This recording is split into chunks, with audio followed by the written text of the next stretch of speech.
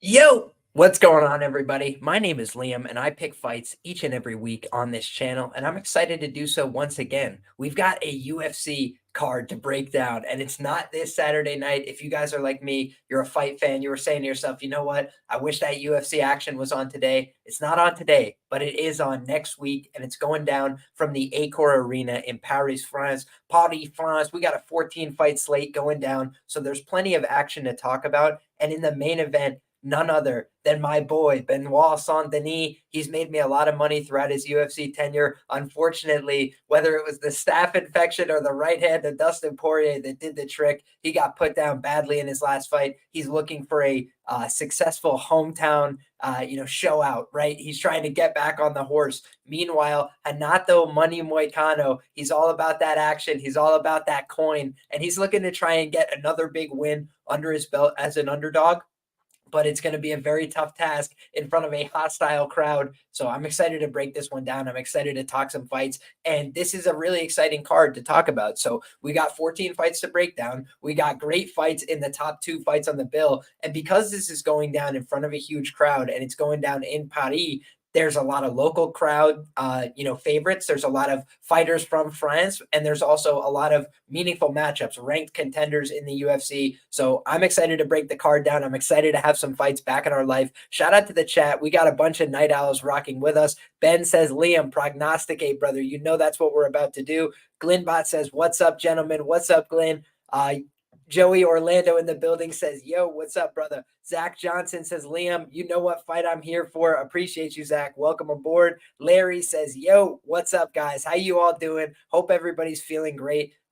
We're going to start, if you guys are new here, with the first look at the main event of the evening. Whenever we're on our first look, that's always where we get started. But I just want to give you the disclosure. I'm going to do more tape study. I'm going to do more due diligence over the course of the week. What we do on the first look is we're trying to get that appetite wet. We're trying to see, okay, who are the fighters we're dealing with? Have we had positive experiences or negative experiences betting their fights in the past? Are these people that we have a good grasp on, or maybe fighters that we should stay away from? We don't have the right feel. These are the kind of things that we try and get a grasp on our first look. Then we circle back for bets and banter. We have a great sharp guest along with us, and we try and figure out the best way to target each fight from a betting perspective. So with that being said, guys, let's start with this main event of the evening. Very excited to break this one down. And it's two guys that I really respect, two guys that I really like. Why? They bring that grappling game plan. I got my Renzo Gracie sweatshirt on today. We got the crew neck on.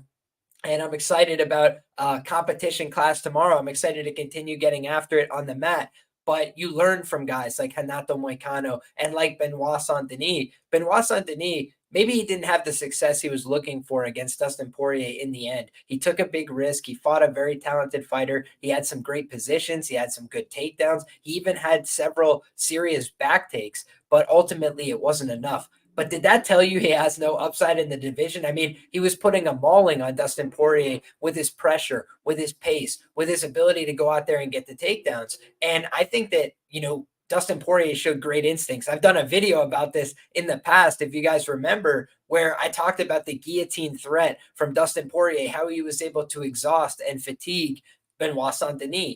That is a real, aspect of jiu-jitsu versus wrestling, right? How do you take on a guy with very good wrestling? You have to threaten them with guillotines. You have to at least put the thought in their mind that there's a risk putting your head forward, your neck forward. You have to basically force them into upright positions. Then you can try and push the head and the face away, kind of face mush them. If you're able to do that to somebody, you're able to stuff more takedowns. If you watch guys at the highest level in the UFC, oftentimes are pushing people down towards the end of the lever. They're trying to, get two hands on their neck or their face and force them to the end of the lever at the ankle where they're not able to be stable and hold on to a secure lock.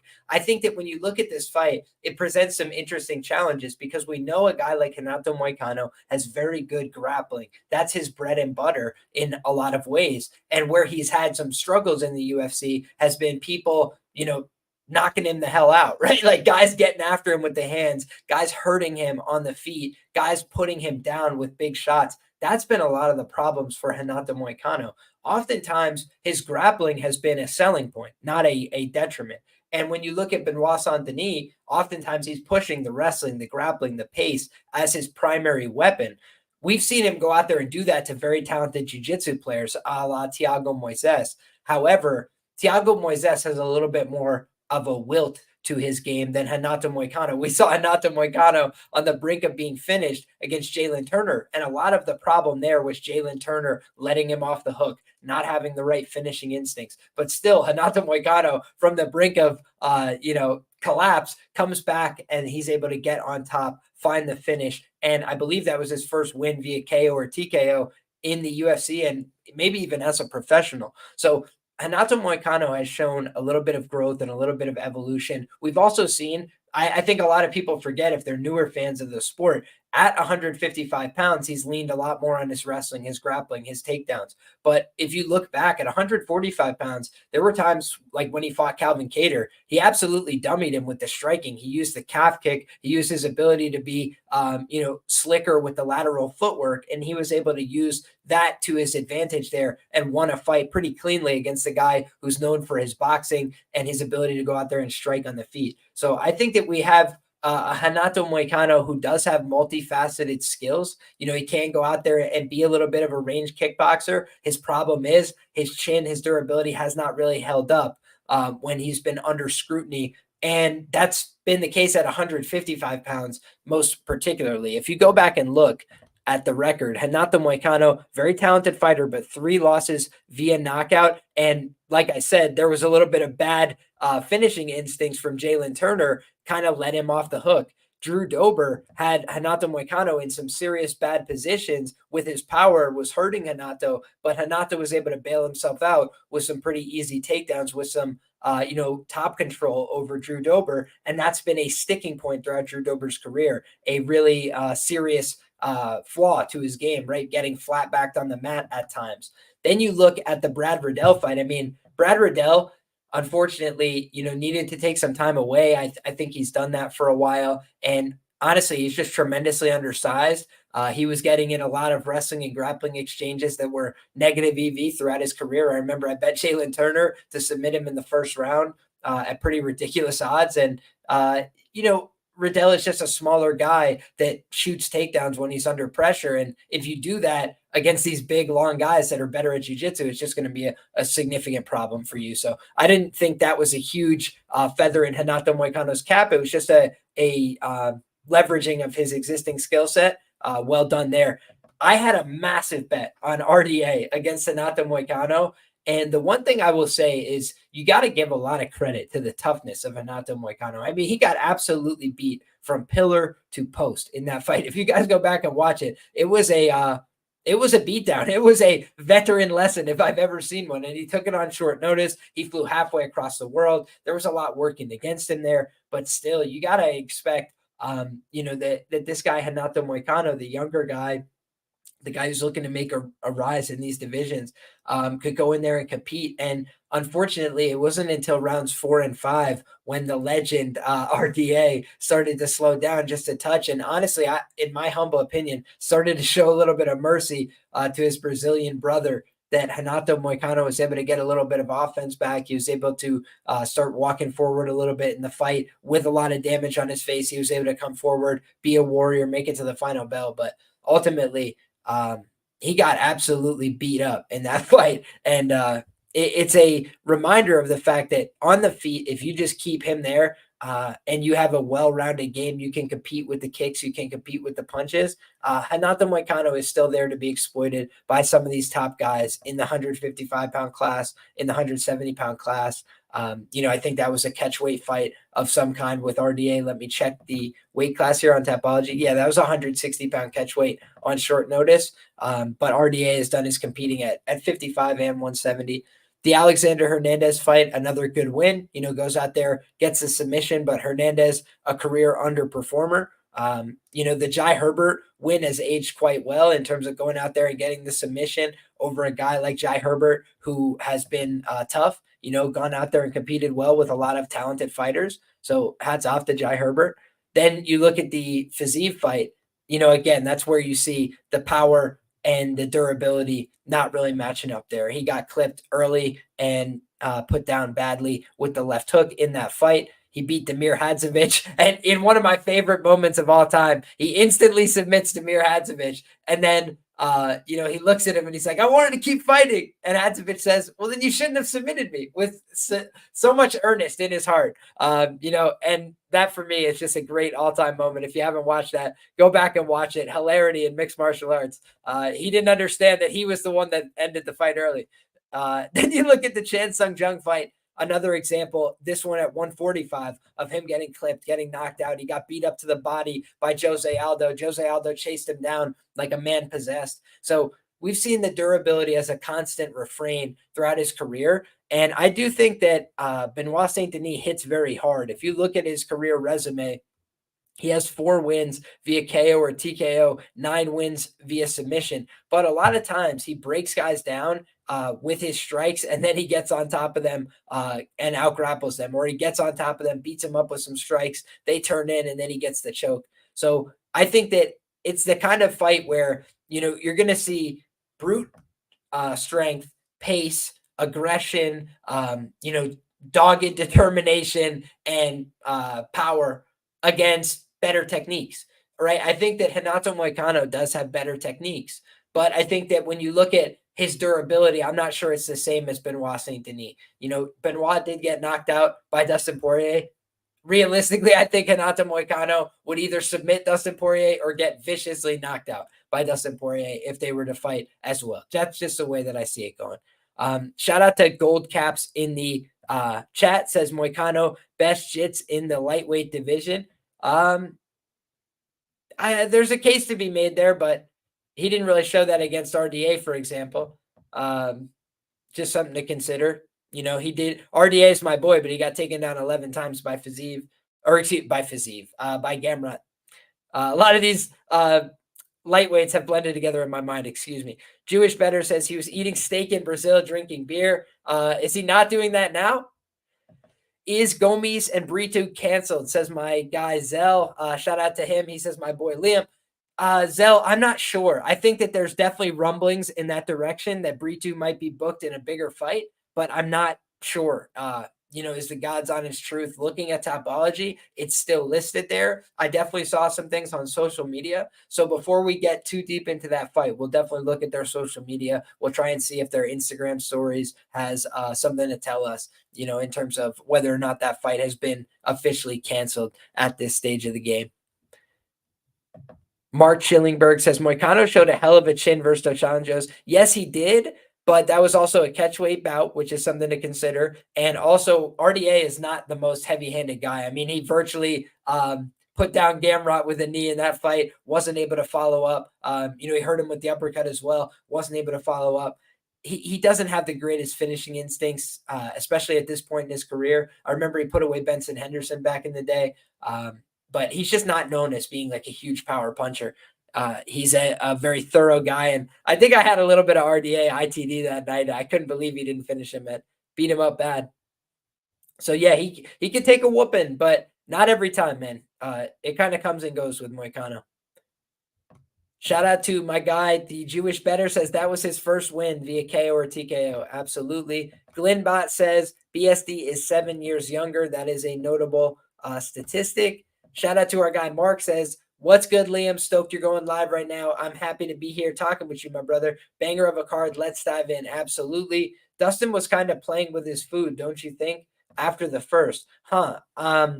Playing with his food.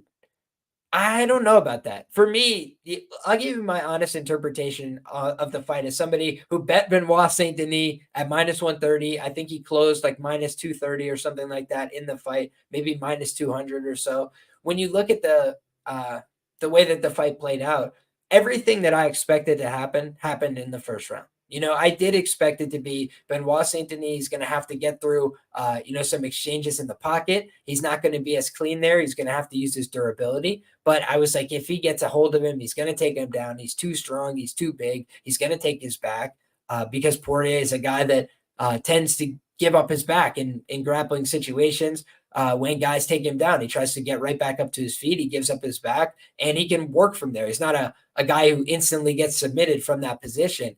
but it is something to note. I think Michael Chandler had his back for significant periods of time. I know Charles Oliveira did. He cashed me nice tickets. I've got his glove up there on the wall as a result. Shout out to Charles. But you look at these, these situations. That's exactly what I expected. I expected Benoit Saint-Denis to get the takedowns, get on top. And if you look out throughout his career, his cardio is sensational. If you look at Benoit Saint-Denis, I'm not saying he's Merab Dvalishvili, but I'm saying if you look at his cardio, he went out there and got beat within an inch of his life by Eliezer Zaleski dos Santos. And he was able to stay in the fight. And not only that, but in round 3, after Zaleski had emptied the tank, Easy Dose was on fumes, breathe, deep breaths in and out.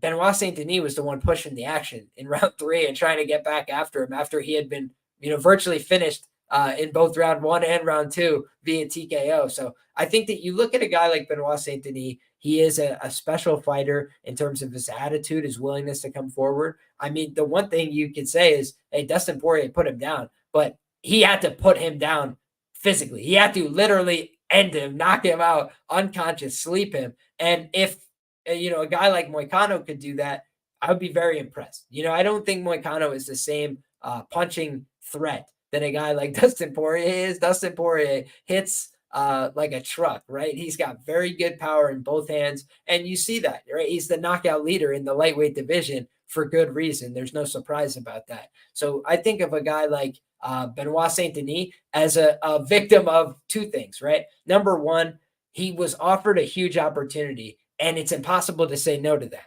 So I think that he did have staff. He said after the fact he had staff, people said he was making excuses. Maybe he was, right? But sometimes excuses are the truth, right? And in this case, the guy has a visible infection on his face. And what I had heard, what he had said in interviews is he was like, listen, I had an infection, but I dealt with it and I'm fine now. I was like, okay, I'm going to take him at his word. And for me, that was a mistake, right? Because he went out there and then as soon as the fight's over, he tells the truth, which is, no, I still had a staph infection, but this was the biggest opportunity of my career. And if I could go out there and beat him and finish him in the first round like I expected to, then, it would have been the right decision. But ultimately, I didn't have the cardio to go. He looked gassed to me between rounds 1 and rounds 2. And you could say that was from Poirier doing the guillotine. I gave a lot of credit to Poirier for his strategy there. I think that had a lot to do with it. But this is a guy that I've seen go through the absolute fire multiple times in terms of trying to press the cardio advantage. And he wasn't able to do it against Dustin Poirier when it mattered most. And it could be the lights, it could be the quality of the opponent. But I think part of it was the staph infection. And if you guys have never had staph, I understand. It's hard to conceptualize. If you've never taken antibiotics and then tried to do an athletic endeavor, I understand. But it's really a serious undertaking. I've had both. Had a staph infection before. That was pretty serious. And then I've also had, times in my life where I was, on antibiotics and you almost forget, because you're feeling better. You start to move around a little bit and you're exhausted after 5 minutes. And you're like, man, this is something I can normally do at a sustained pace for a really long time. But antibiotics have a really draining effect on your body. And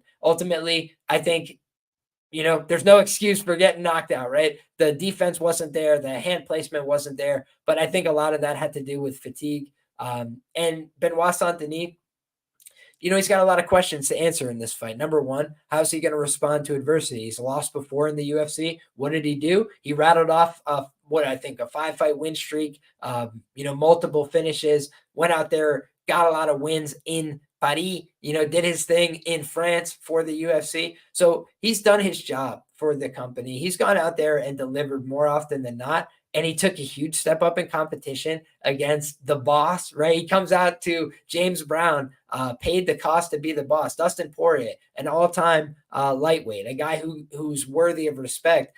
And he wasn't able to get the job done there. I'm not ready to sell him down the river, but I'm not, jazzed up by the prospect to go lay a minus 2XX price tag by his name either, right? Let's go ahead and do something that we love to do on this show, which is look back at our previous bets on these fighters so we can get an idea of whether or not we should be, taking these odds on them that we're being offered right now.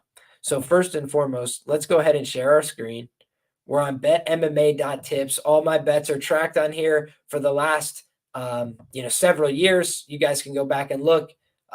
If you ever have questions, you can go ahead and do that. But here we go, right? Looking at my previous bets, I actually bet huge on Easy Dos Santos at minus 2xx against Benoit Saint-Denis because I was like, you're giving me an extremely talented, proven UFC fighter at what I thought was a reasonable implied win probability against a lightweight, right? Like this is a guy who knocked out Sean Strickland at 170 pounds, and you're saying that he's only 70% to beat a lightweight in the UFC. That just seemed to me like a mistake of a line. And if you guys watch that fight, it didn't look very close, right?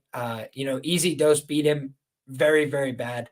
And I think that when you look at a guy like Easy Dose, he's quality, he's dangerous. And the fact that he was not able to find the kill shot on a Benoit Saint-Denis who was out on his feet essentially multiple times, it just speaks to the toughness, the warrior spirit of Benoit Saint-Denis. He has no quit in him. You can, again, knock him out. You can choke him to sleep. I've always said there's no tough guy in a choke, right? If you're in a choke for long enough that's properly applied, you're just going to sleep like anybody else. But this guy, Benoit Saint-Denis, he's a special guy in terms of his will, his want to win. And we got the reaction bonus, right? Benoit Saint-Denis against Ismael Bonfim. He was a plus 250 underdog, a regrettably small bet for me, guys. That should have been a multi-unit play. We were getting the tougher guy, in my humble opinion, who wanted it better, and who honestly just came with a much smarter approach. If you rewatch that fight, Bonfim gets hit with multiple body kicks right off the rip, because he keeps a very high boxing type of guard, right? Imagine he's coming out here, with a pretty high guard, and he gets hit with whack, whack, whack, body kick, body kick, body kick. He does not address it. He points to his body and says, like, give me more. And Benoit Saint-Denis is like, much obliged, sir, and just hits him again and again and again with those body kicks and absolutely closed the show. Was able to hurt him bad, then get on top of him, take his back, and put in the rear naked choke. That's all she wrote. Plus 250 underdog, not to be seen again. Right now, he's a minus 113 the next time out against Thiago Moises, right? Virtual pick'em price. And I was saying to myself, listen, let's pull up the actual breakdown so we're not speaking out of our tuchus here. But the guy at the time had never lost at 155 pounds. So keep in mind, he has one loss at 155 pounds, guys. It's to Dustin Poirier. So very, very quality loss. Sorry, zoomed in too much. And then he is the younger fighter, 3-inch reach advantage, 2-inch height advantage. He was the bigger guy in that fight, throws more volume. And we had seen that Moises flakes out under pressure. And we've seen that this is a guy that brings that pressure, right? And I thought he was going to beat Dustin Poirier. I just got to own that one, right? I'll always tell you guys when I win. I'll tell you guys when I lose. I thought he was going to win that fight, and I was disappointed. I had a lot of reasons to bet him. He has done very well as a favorite in the UFC. At the time, he was undefeated in the lightweight division. He had all the anthropomorphic advantages. He checked a lot of boxes for me. But ultimately, you see that a guy like Dustin Poirier, he just is the man. You got to just give some credit and respect to one of these guys who stuck around for a long time, done the damn thing at a high level, and he took on a challenge that, frankly, I didn't think he was going to take. I thought he was going to duck out of the fight. When they initially canceled the fight, I was like, you know what? That doesn't surprise me. I thought that Dustin Poirier was making a career management decision, and then he ends up taking the fight and sunning him. I just got to give a clap for him. That's a real feather in his cap at his age to go out there and get that win. That's how he got a title shot, right? So Benoit Saint-Denis, still a quality fighter, still a very quality opponent. And a guy like Renato Moicano, for me, does fit a different kind of bill, right? He does want the money. He wants the accolades, the attributes, right? At 35 years of age, he wants these checks. He wants to go out there and get main event fights, get big spots and big opportunities. But I'm not sure he's as, committed to the wanting to be a world champion, right? Like, I think that a guy like Benoit Saint-Denis, he really wants to be a world champion. He wants to find a way to break through to that upper echelon. When he suffered that loss, he was instantly thinking, how do I change my training situation in order to get to the next level? And I think that that's the kind of sign of a guy who really wants to take this journey all the way to the top. A guy like Moicano, he's got a lot of side projects, right? He's doing his crypto stuff. He's got his podcast going on, and there's nothing wrong with that, right? Hats off to him. At 35 years of age, he's branching out, looking for his ability to, find a path beyond fighting, another revenue stream, whatever you want to call it. And there's nothing wrong with that. It's all respect for him. But I do think that when you look at who wants this batter, I think it is Benoit Saint-Denis. And I think if one of these guys gets hurt, I think the guy who's more likely to rally is Benoit Saint-Denis in that kind of adversity, in that kind of situation. Now, the other one credence I will give to Moicano is he has all the talent in the grappling, and he's got these long limbs. The one thing I will say is he may be able to present some interesting threats and challenges as a seasoned black belt that has a fantastic, use of his limbs, right? He can take the back very well. He's pretty dexterous with those positions. And I also think that, Benoit Saint-Denis showed some of those vulnerabilities in terms of dipping that head and neck, offering some guillotine situations. He did all the right things in terms of rolling flat back in order to prevent the guillotine, rolling all the way through to finish the takedown. But those are labor intensive. Those are things that will cost you energy. And I think that in this kind of fight, he's going to want to be smart about how he approaches it. I think that if he's able to push Moicano into the clinch, beat him up along the fence line, and or try and engage him at distance, with clinch hooks, basically getting in to his kitchen, right? He wants to get in close. He wants to get hands on him and put doubt in his mind. I think if he's able to do that to Moicano, that's where he's going to open up the best opportunities for himself, either in close quarters in the boxing or at distance.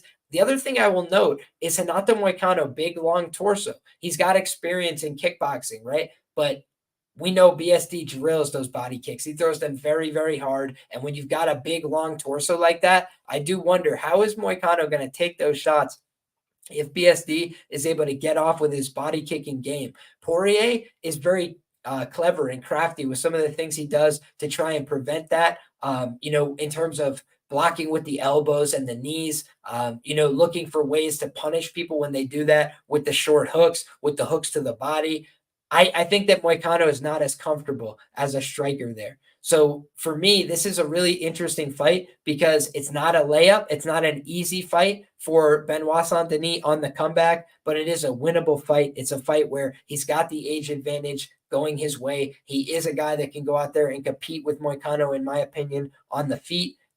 Whether that's with his devastating high kick that he landed on Frevola, that's a tool that he could look to implement. His body kicks that he broke out against Bonfim, that's a tool he could look to implement. The hooks and the, basically just wrestling to turtle position and then landing a lot of heavy ground and pound. That's how he beat up Thiago Moises as well. Pablo Diablo is hating on me in the chat. And I will just say, brother, I've never purported to be the best UFC predictor. You won't find me saying that. What I do is I come here every week and give all my thoughts and my feelings, my predictions. I have all my bets tracked third party. We can go back and revisit if you'd like.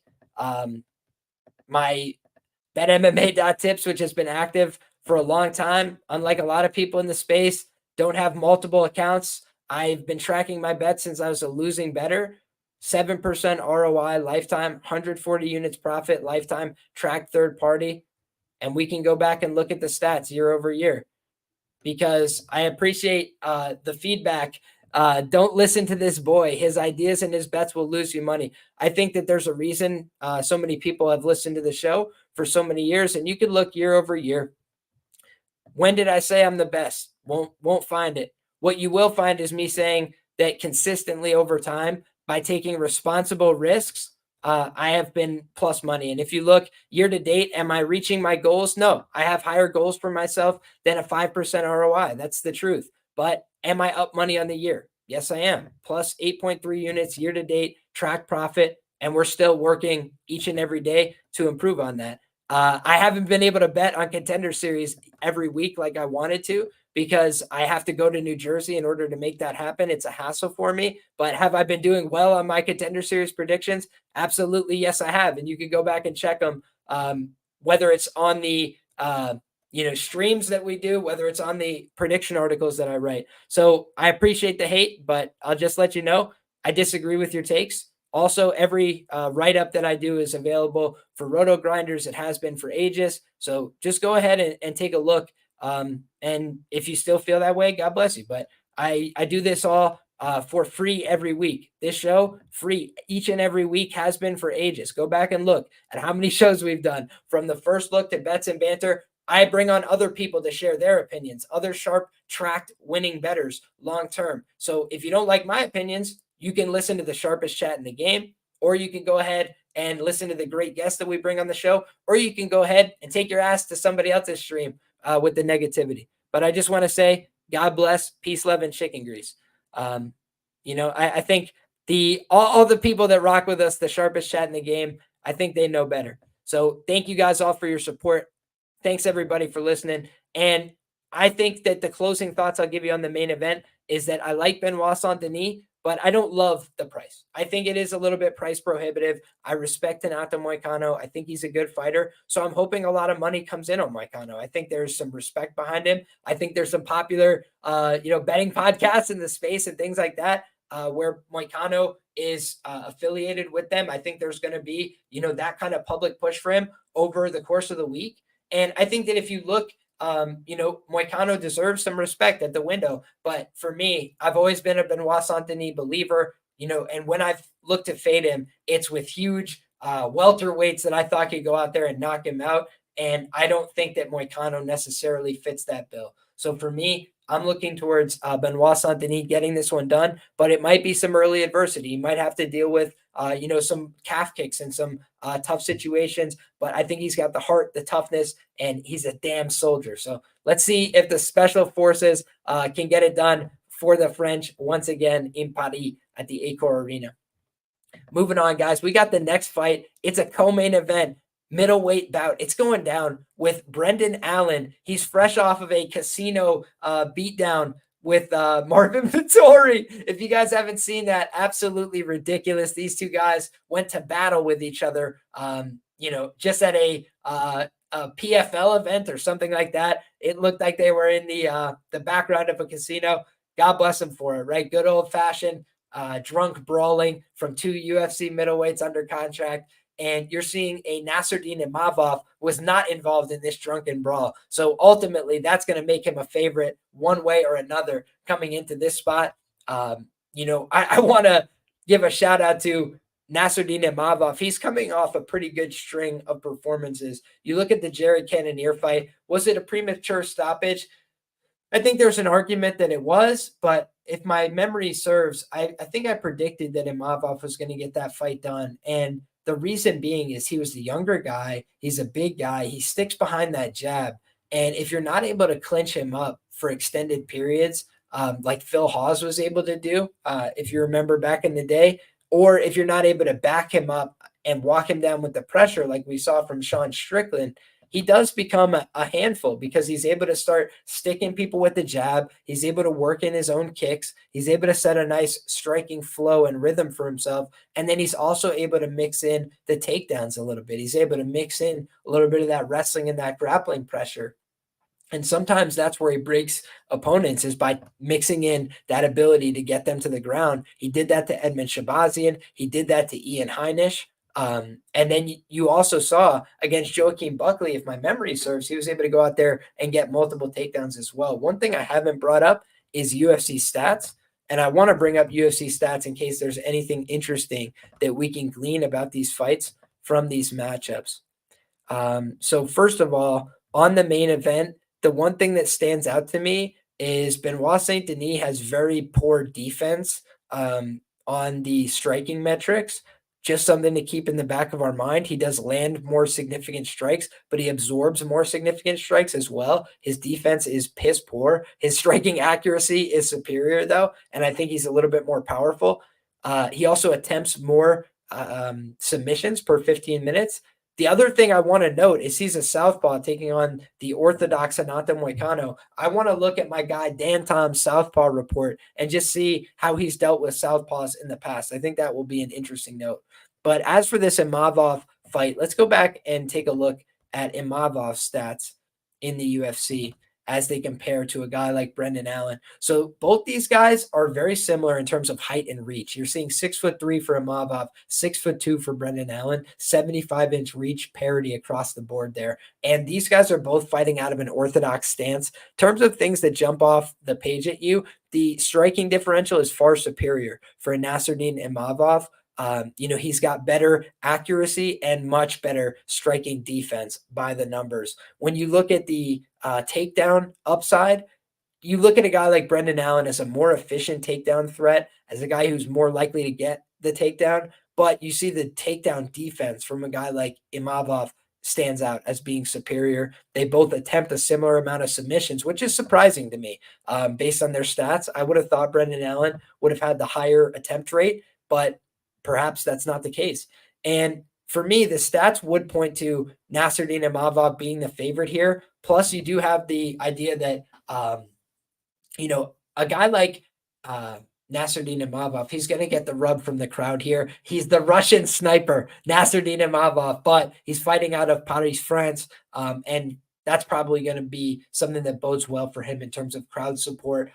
He speaks the language, those kind of things. So I think, I want to talk about both these guys because that's what we do on this show. We try and touch on both of their skills. I think that when you look at Brendan Allen, he is a very opportunistic fighter. He's done a great job throughout his career finding ways to submit his opponents, right? If you look at his record, guys, 14 wins career to the submission, just one loss to the submission. The loss via submission was against Trevin Giles all the way back in the LFA. And if you look, he lost to Chris Curtis. He got knocked out. He lost to Sean Strickland in a catchweight bout where he got knocked out. He got decisioned by Anthony Hernandez and Eric Anders.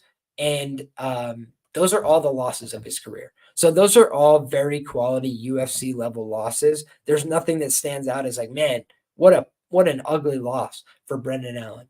But the problem with Brendan Allen, the reason he's an underdog, I feel, in this fight is there's been moments of doubt in some of these fights. The Paul Craig fight, he whooped his ass. But that was a fight where Paul Craig didn't have the jiu-jitsu advantage. And for Paul Craig, having the jiu-jitsu advantage is everything for him. If he doesn't have that, he's really, up shit's creek without a paddle. The Chris Curtis fight was a nip-tuck decision if you've ever seen one. It was an extremely close fight. Then you look at the Bruno Silva fight. He got hurt badly by Bruno Silva in the first round. Then he hurt Bruno Silva and he was able to rear naked choke him, past his guard on the ground. So you saw good skills from Brendan Allen, but the durability, the intangibles, maybe they weren't there as much as you want to see from a guy who's a potential title contender. The Andre Muniz fight, he outlasted him in the jiu-jitsu. Well done. He's shown his jiu-jitsu is some of the best in the division. I think there's no doubt about that. The Krzysztof Jotko fight, going out there and submitting a guy who typically goes to decision. That's a great win. The Jacob Malkoun fight. A little sketchy, right? I think a lot of people thought that fight could have went to Jacob Malkoun. It was certainly a super close fight. You see that good wrestling, strong wrestling, can take Brendan Allen to some dark places. Then you look at the fight with Sam Alvey. Again, he gets touched a little bit by Sam Alvey, who's a little bit older, right? He's a little bit up there in age. So that's a little bit, disconcerting. Then you look at the Chris Curtis fight. And, Chris Curtis went out there and landed a lot of huge shots. Brendan Allen just does not wear damage the best. We've seen it in a million fights now, right? We saw it in the rematch with Chris Curtis. We saw it in a lot of his other fights. When he gets hit, he gets hurt, man. He's a tough guy. He's a guy that can go out there and create these moments, these opportunities, but he gets hurt in a lot of his fights. And I think that's important to note. Then you look at the Punahele Soriano fight. Puna for a while looked like the biggest bust in the division, right? And I say that as a guy who likes and respects Puna. He just got back on the winning track. He did everything right in his most recent fight against what's that kid's name? Oh boy, Miguel Baeza, right? He did very well against Miguel Baeza in that most recent fight. He might have set a record for strikes. But you look at that Brendan Allen fight, he didn't know what to do with the body kick. So he just got beat up, right? He got beat up with the body kick all night. And Brendan Allen can be very sharp with different tools. He can be pretty precise with his boxing. He can land with some power there. He can do well with the kicks at times. We've seen some good performances from him there. But again, the Carl Roberson fight, he got into some heavy exchanges there, and then he was able to submit Carl Roberson, who always makes mistakes on the ground, with all due respect. Then he got beat up by Sean Strickland. Guys, he was so confident in that fight. He was doing a lot of talking. He was walking him down. He was getting a little big for his britches. And Sean Strickland, who's not known for his power, who's not known for putting guys down with the hands. I mean, just look through his career. He really tends to take guys to decision, especially at the UFC level. And, he's able to go out there and put Allen down pretty fast. And if you look, that's the one difference between Sean Strickland and Brendan Allen and Sean Strickland and Nassourdine Imavov. Imavov went out there and he took on Sean Strickland up a weight class, just like Brendan Allen, right? Sean Strickland at a catchweight, he's a mythical creature. For whatever reason, this former welterweight, when he goes up to 195-pound catchweight, 205-pound on short notice, whatever it is, he does much better. Maybe it's the cutting weight that just taxes his durability and things like that. But if you look at a guy like Sean Strickland, man, those were some of his best performances in the UFC. But Nassourdine Imavov, he was able to make it the distance. He was able to show that durability, that want. He just didn't have what it took to beat a guy like Strickland on the night. He was behind on him. And so I feel like you look at that Brendan Allen fight and it kind of just showed the levels, right? And then he fights his teammate and he's focused on his teammate. He's doing all these things. Then he gets the opportunity, huge opportunity, to run it back with Chris Curtis. And Chris Curtis was electric from that back take, right? The guy is just impossible to submit from there, it seems, right? He's so good at dealing with those back takes from Brendan Allen. He did a great job. But it kind of just showed like Brendan Allen a little bit limited in terms of what he wants to offer with the grappling. He wants to take your back. He wants to submit you. If he can't do that, maybe it's going to get a little bit dicier for him on the ground. He's shown off a variety of skills, right? The heel hooks and things like that. But is he going to find those on an Imavov? I'm really not confident that he could do something like that. I think for him, he would have to either get this guy a little bit fatigued and then hop on his back. I think that's a path for Allen, but when I just look at these two guys and how they square off, I think the better physical athlete is probably a guy like Imavov. So it's a tricky fight for me. I think the guy with better experience is Brendan Allen. He's 12-2 in the UFC, absolutely sensational record, 5-2 in the LFA, 1-0 on the Contender Series. And if you just look at the quality of opposition, he's fought a pretty murderer's row. But then when you look at the Imavov side, he's 6-2 in the UFC. He beat Roman Dolidze. That's a quality win. He beat Jerry Cannonier. That's a quality win.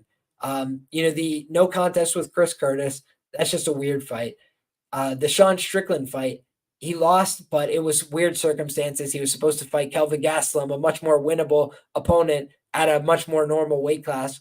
Then he beat Joaquin Buckley, a win that aged well, even though Buckley left the division. But it was a close fight. He absolutely destroyed Shabazian, but that's become par for the course. Shout out to our guy, Gerald Mearshart. And then Ian Heinisch, I think he might have ended his career. Shout out to Ian Heinisch, a tough guy, great Granby role. I think we mentioned last week on the show. But you look, he's done a great job. And even the Phil Hawes fight was a super close fight. Could have went either way, but he did get controlled in the clinch there. So for me, the question in this fight is, can Imavov deal with the clinch game of Brendan Allen? I don't really think the striking of Brendan Allen is what would present problems for Imavov here. I think Imavov can compete in the striking phases pretty comfortably here, but I do think good old-fashioned American grappling, man, oftentimes it can be a difference maker, and I don't think that we've seen Imavov tested on the mat by somebody this high level in terms of Brendan Allen, what he's accomplished in the UFC. I think maybe the closest parallel would be a Roman Dolidze, and I think Roman Dolidze, for as good as he is and as dangerous as he is, I don't know that his grappling would compete perfectly with Brendan. I think Brendan might have an ability to hop out on his back, as we've seen a couple of guys threaten Roman Dolidze with in the UFC. But this is a compelling fight, man. And this is one where I'm definitely going to have to let tape study be my guide, because both these middleweights have upside. Both these middleweights have skill. But Brendan Allen is like a dark horse in this middleweight division. 12-2 is just a ridiculous UFC record, guys. It really is. And to not have fought for the UFC belt with that kind of record is crazy. But they're making him fight, a tough opponent in a foreign land. They're making him prove it 10 times over if he wants the shot. And meanwhile, Imavov, I think, is going to keep getting these opportunities because of where he's from. And I just think it's that simple, really. So great fight. Shout out to Haunter, says Imavov has been fighting the highest level of the division for years now. I think you could say the same about Ailin. Do you think that some of those matchups are easy for Ailin? I mean, fair enough. Shout out to Glinbot, though. He does make a great point. Narrative Nation checking in. Ailин's hat game is plus EV, though. No doubt about it.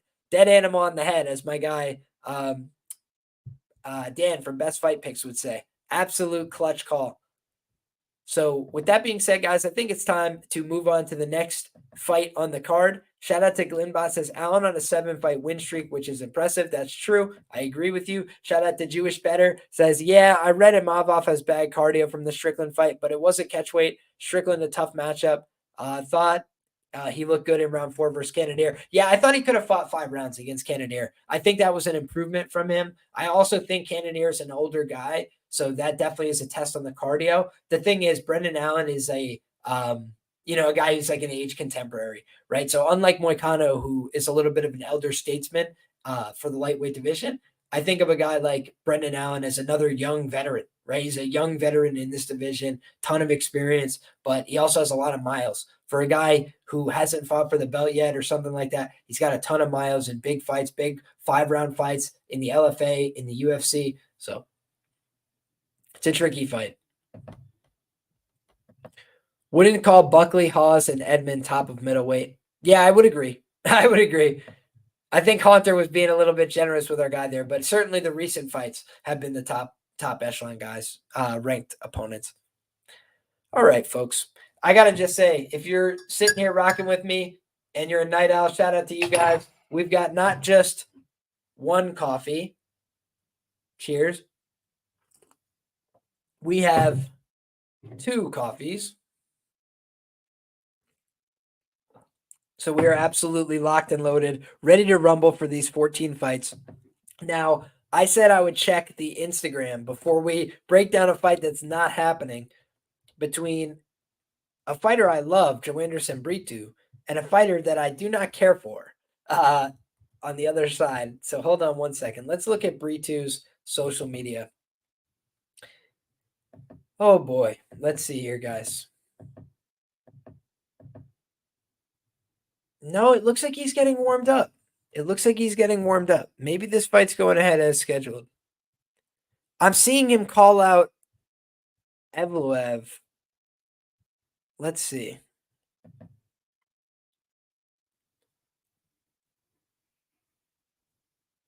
Wow. Yeah, guys, this is fascinating. Here, I'm going to share my screen with you guys, and we'll read it out loud. Because this is posted on his social media. So it's published in concert with him. And it says, Joanderson Brito has put himself in the mood to face Movsar Evloev. That's something lost in translation at UFC 307. The Brazilian has a fight scheduled with William Gomis at 9:28 at UFC Paris, but accepts to change his opponent early. Is it coming? Huh. So that is not a conclusive answer, guys. I cannot give you a conclusive answer based on that. So now what we're going to do is we're going to look at Gomis and see. You know what? We'll see if Gomis has posted anything.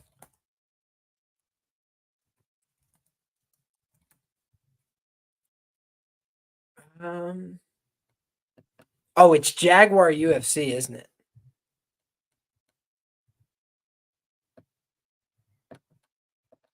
I can't even find it. Screw this guy.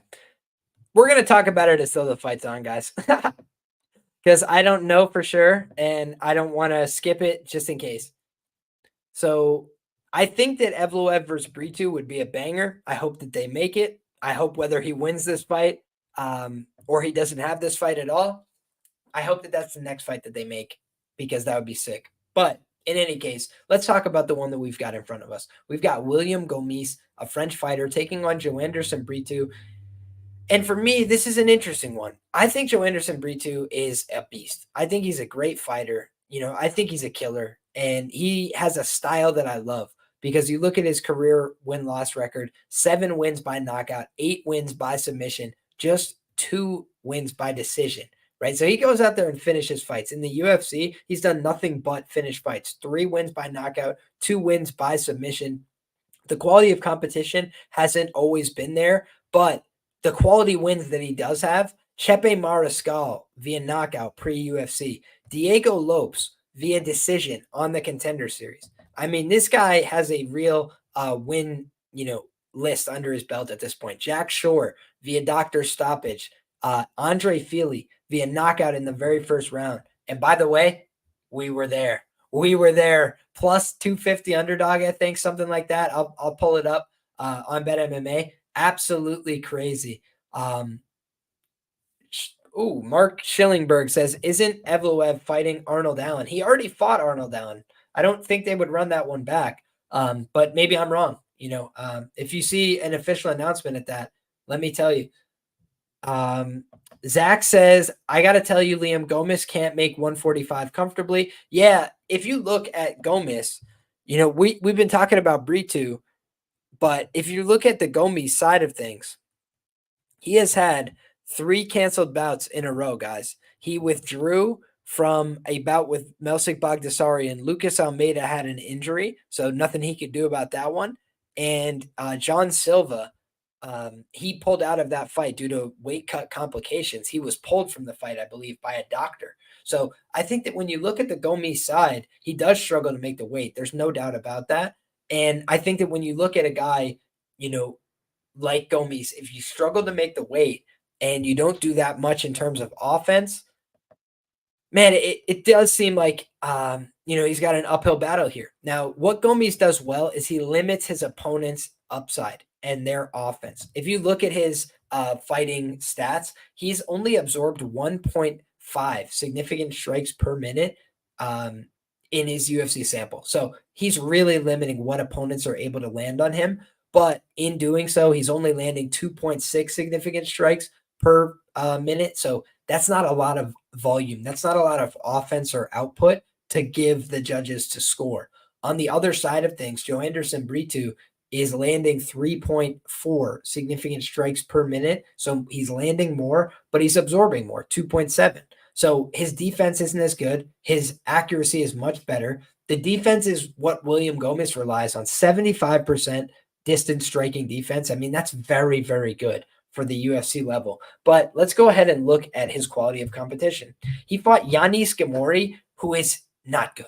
And Yanis Gamori went down to 135 pounds and was the biggest underdog in UFC history against Peyton Talbot. You understand? He's not a great fighter. And honestly, I thought that Yanis Gamori could compete with William Gomis, and he was doing an okay job, at some points, but he really just looked skittish and looked like he didn't want to be in there. And that's exactly what we saw against Peyton Talbot. One strike later, the fight is over.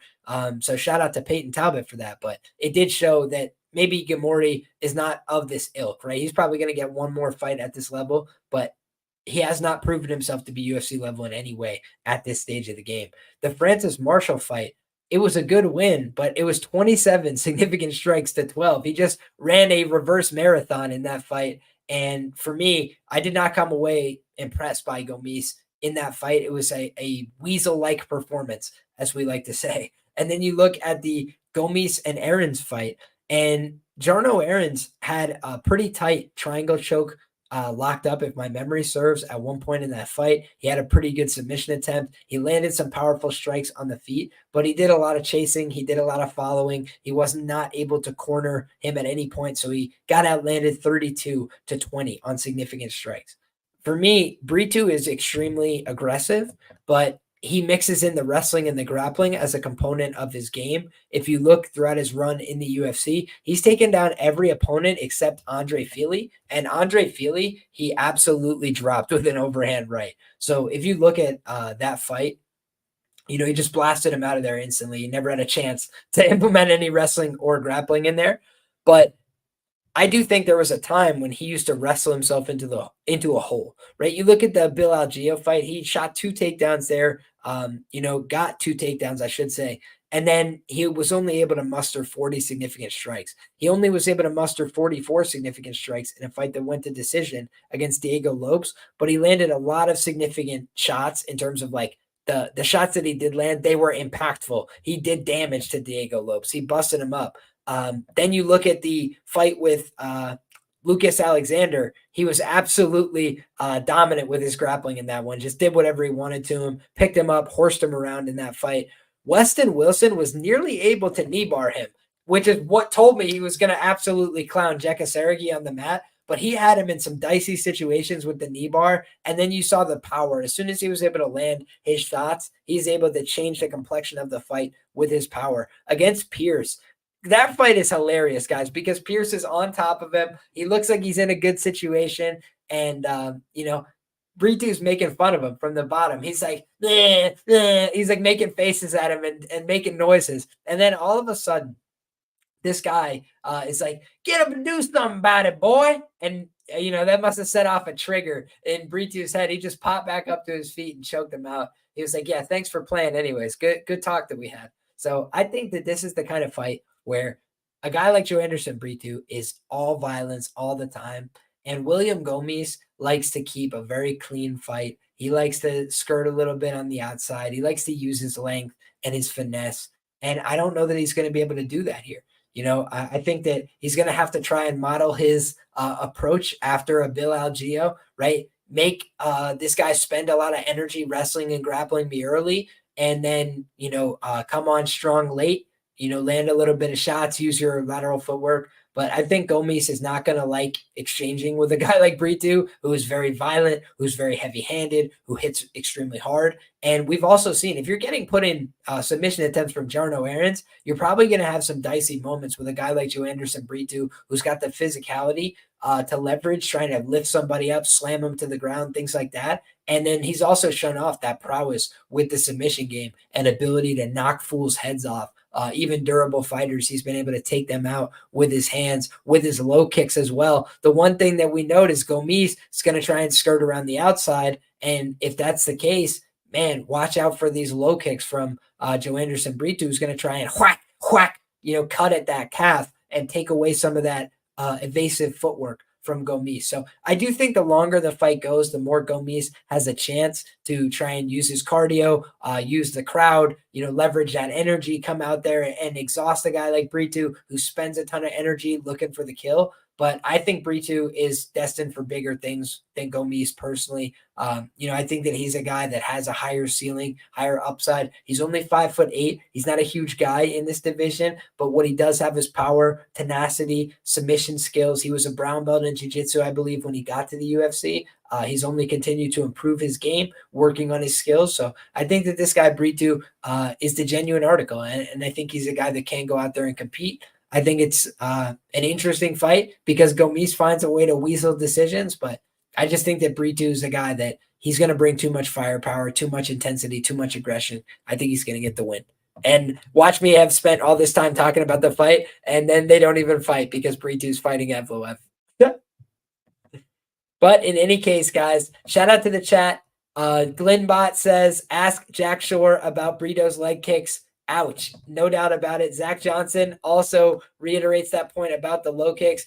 Our guy Nate Brown, sharp as always, says Jarno kind of mid. True story, but he did cash us a ticket one time, so we love Jarno here. Just messing with you, Larry. Am I crazy for thinking Brito decision? Crazy is a strong word, but I do think that he's a finisher, man. I think he's a finisher, and I think that if you're seeing submission attempts from Jarno Aarons, then Brito could probably submit this guy, and he could also probably knock this guy out. Brito didn't beat Chepe. He starched him early. He dominated Lopes. Yeah, facts. Both facts, Nate. He's a really good fighter. Brito ITD props when he entered the UFC were so mispriced. Got 10-1 once. Crazy. Those were the days. Absolutely. I had that as well, my friend. Joanderson Brito plus 1,000 inside the distance. Joanderson Brito money line plus 250. Let's go and see if we can pull up Brito right now, guys. This is an example for me of sticking with a fighter after they burn you in a UFC debut, okay? I was big on Joanderson Brito coming into the UFC. I thought the win over Lopes was impressive. I thought he had all the makings of a really solid UFC fighter. And when he lost to Bill, a lot of people were ready to write him off. He lost in a pick'em price there. And I'm telling you guys, I thought plus 250 bet of the year. I bought myself and my father tickets to a Rangers playoff game with Joanderson Brito's hard work. So shout out to Joanderson Brito for absolutely delivering 4 units plus 250, one of the most mispriced fights of the year. And if you guys go back to my comments section and whatever, if you guys go back to the live chat, everybody all week was telling me my most confident parlay leg is Andre Fili. And he got absolutely smoked in about a minute by our friend Joanderson Brito. So long be the days of him at plus 250 with a plus 1,000 ITD. Long be those days gone. But we were able to cash in when they were there. So shout out to that. Shout out to our guy Joanderson Brito, the genuine article. But this is a fun scrap, and I'm excited to see how it shakes out.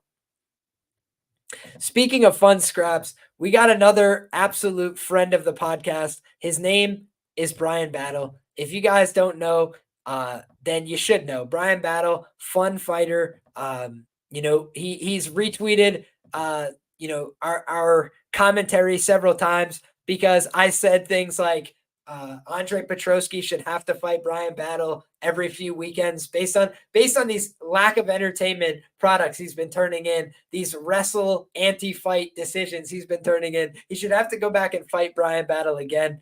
Bryan Battle gave him the absolute work when they fought. Very fun fight, very just desserts, if you will. Bryan Battle getting the submission there over the jiu-jitsu ace with pure pace, submission, aggression, and tenacity. So I think that you're looking at a fight here where both guys are young in their career. You know, you look at a Kevin Jousset and he's 10-2. I think the same thing is the case for Bryan Battle. But I think of a guy like Bryan Battle as having been seasoned by the Ultimate Fighter. You know, he came out of that show, 185-pound season, beat Tresean Gore. He's done everything right in terms of his UFC career. And when you look at the loss on his record in the UFC, lost to Renato Moicano. Is Renato Moicano the best fighter in the division? No.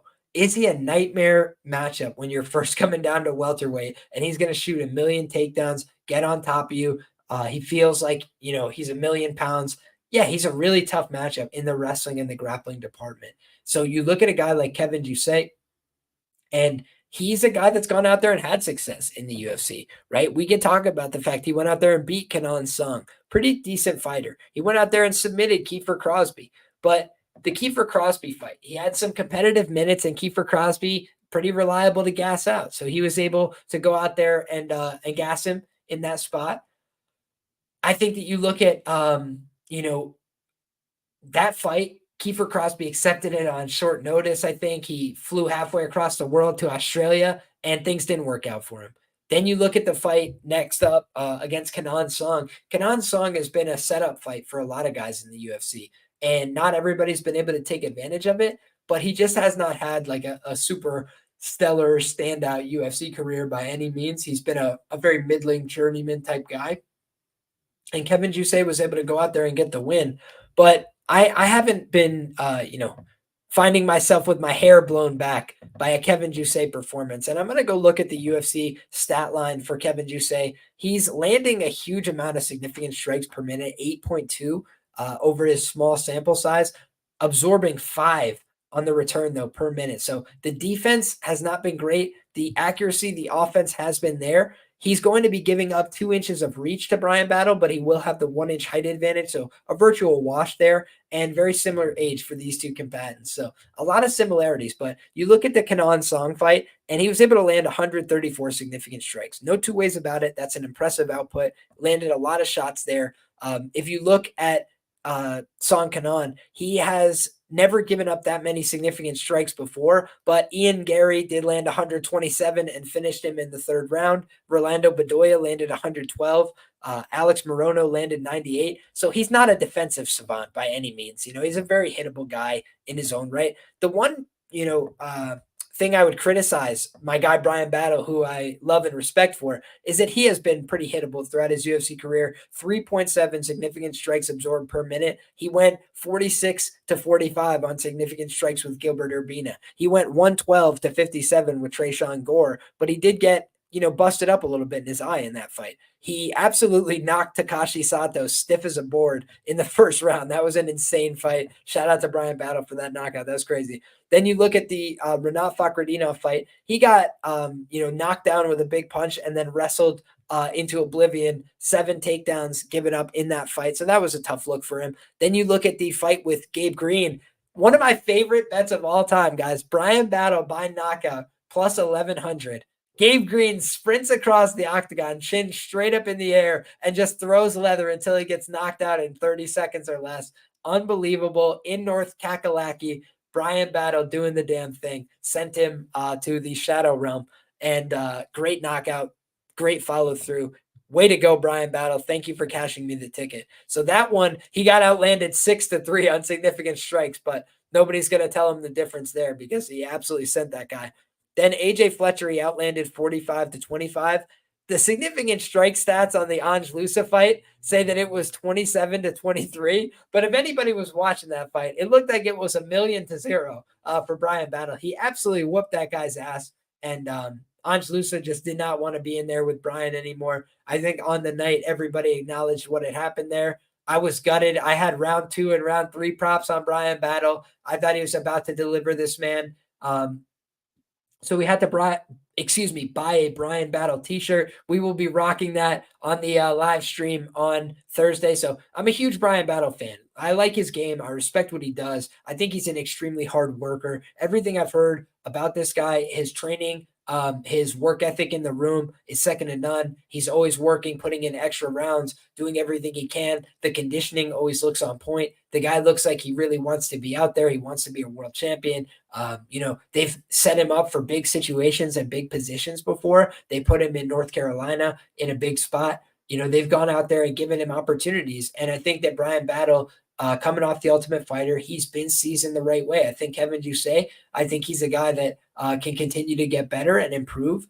He's got the physicality, he's got the big build, but I don't think he's had many fights at this level. And I think Bryan Battle's seasoning's a little bit more. I think that Bryan Battle has ways to hurt him that Kenan Song did not have. I think he's more dangerous with the kicks. I think he's more versatile with his game. I think he's a better grappler, than either of the guys that Kevin Jousset has fought so far in the UFC. So for me, I think Kevin Jousset, for as talented as he is, I think he might be in for a rude awakening on this one. I think Bryan Battle is the real deal Holyfield. I've liked his game for a long time.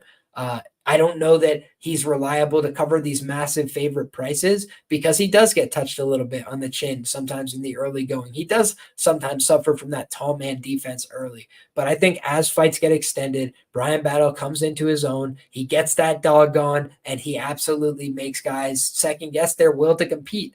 And Bryan Battle's a dangerous guy. He's a mean guy inside that cage. And I think all those skills and attributes are going to be brought to bear. I think Kevin Jousset can win, but excuse me, I think he'd have to have a very on-point performance. I think he'd have to really show up and do everything right. And I think Bryan Battle has a little bit more margin, a little bit more room for error here. I think that he can finish this fight in multiple different ways. I think he can win a decision here, but he's got to make sure he doesn't get run up on the scoreboard, because Kevin Jousset did show in his last fight a willingness to go out there and just land a lot of volume. So for me, he doesn't want to let this go to the scorecards close with, a Frenchman in France. He's got to go out there and really assert himself in this fight. But I think he looks to do that in every fight. And I think off of that last performance where he dominated but wasn't able to get the satisfaction of a victory, I think we're going to see a very hungry Bryan Battle on Saturday night. So shout out to Bryan. Shout out to everybody who's rocking with us. The absolute sharpest chat in the game. Glenbot says, Jousset, not used to facing a rangier fighter. In most fights, he's the bigger guy. Battle might be able to bully him. He's looking ripped. Absolutely. He continues every fight to show a better body composition. I've noted this before about Bryan Battle. I noted this before the Ange Lusa fight. Look at his body composition at 185 pounds. They called him Pooh Bear. You could have poked him in the stomach and gotten an inch deep at least with your finger. And there's nothing wrong with that. unless you're trying to be a professional cage fighter at the very highest level where every pound matters. And a guy like Bryan Battle now, he looks like a completely different human being, right? He looks like a guy who's chiseled out. He looks like a much more lean fighter. And I think he's dangerous. I think he's lethal in all positions, and he stays dangerous over the course of 15 minutes. So for me, I like Bryan Battle to get the job done. Big fan of his work, and also think he's a genuine article. So what we're going to do briefly is we're just going to see if we can find our previous bets on this fight. So let's see. It would be in the prop section. Bryan Battle. Yeah, so if you look at this, Bryan Battle's been good to us, folks.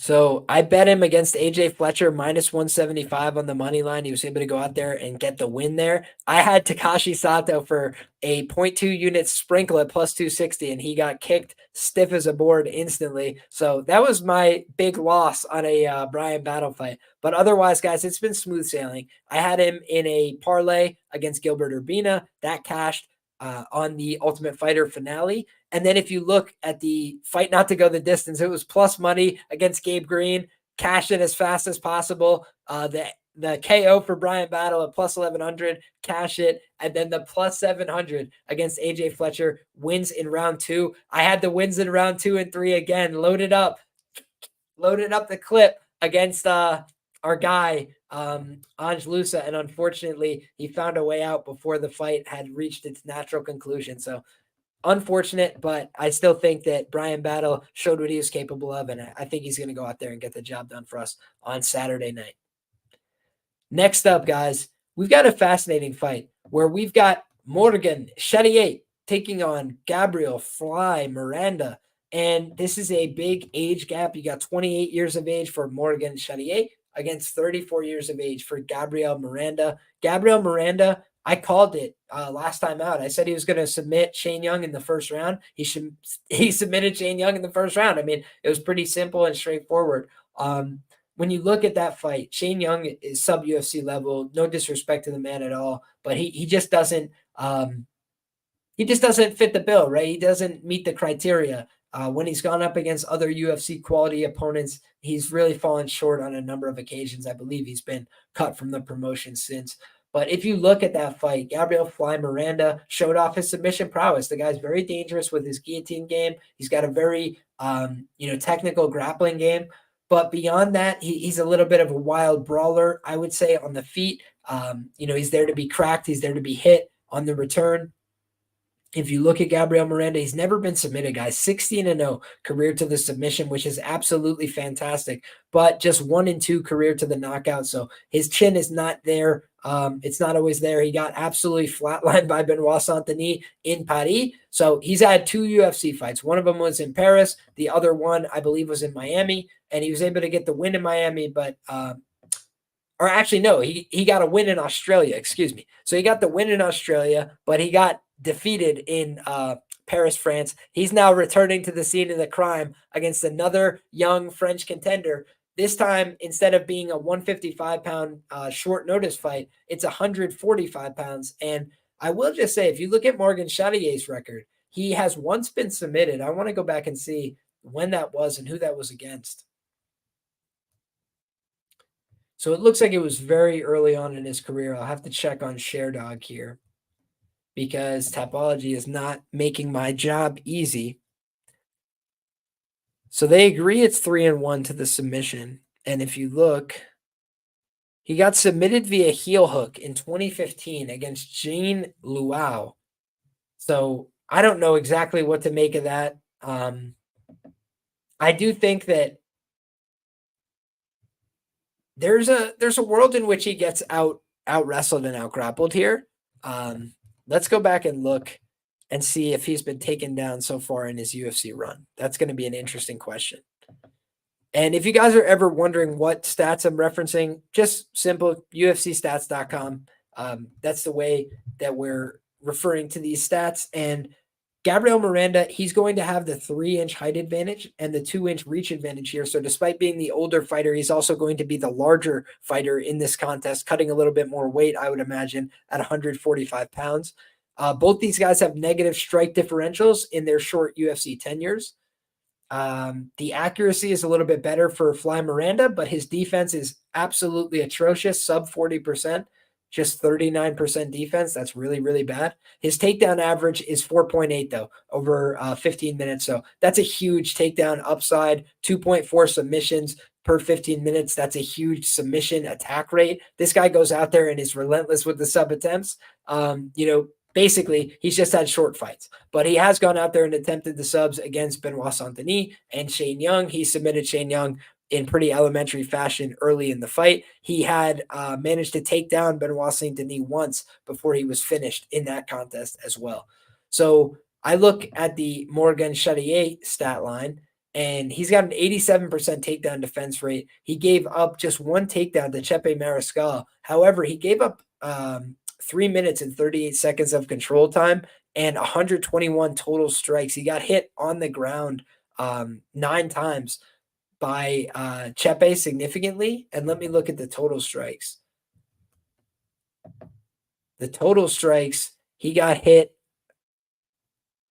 121 of 199. So Chepe was able to land a lot on him. I thought that the fight was kind of a robbery on the night of, but it was a very close fight. And Chepe just did a little bit more damage. He was a little bit more assertive with his volume in terms of the striking. A lot of that was done in round 3, 64 of 88, but he outlanded him in the first round as well, 25-19 in round number 1. Round number 2 was a good round for Morgan Charriere, 35-32 on the total strikes, 33-32 on the significant strikes, but he got outlanded on significant strikes in rounds 1 and rounds 3 against Chepe and really didn't put up very much volume at all. And Manolo Zuccini is just not a UFC level fighter as far as I'm concerned.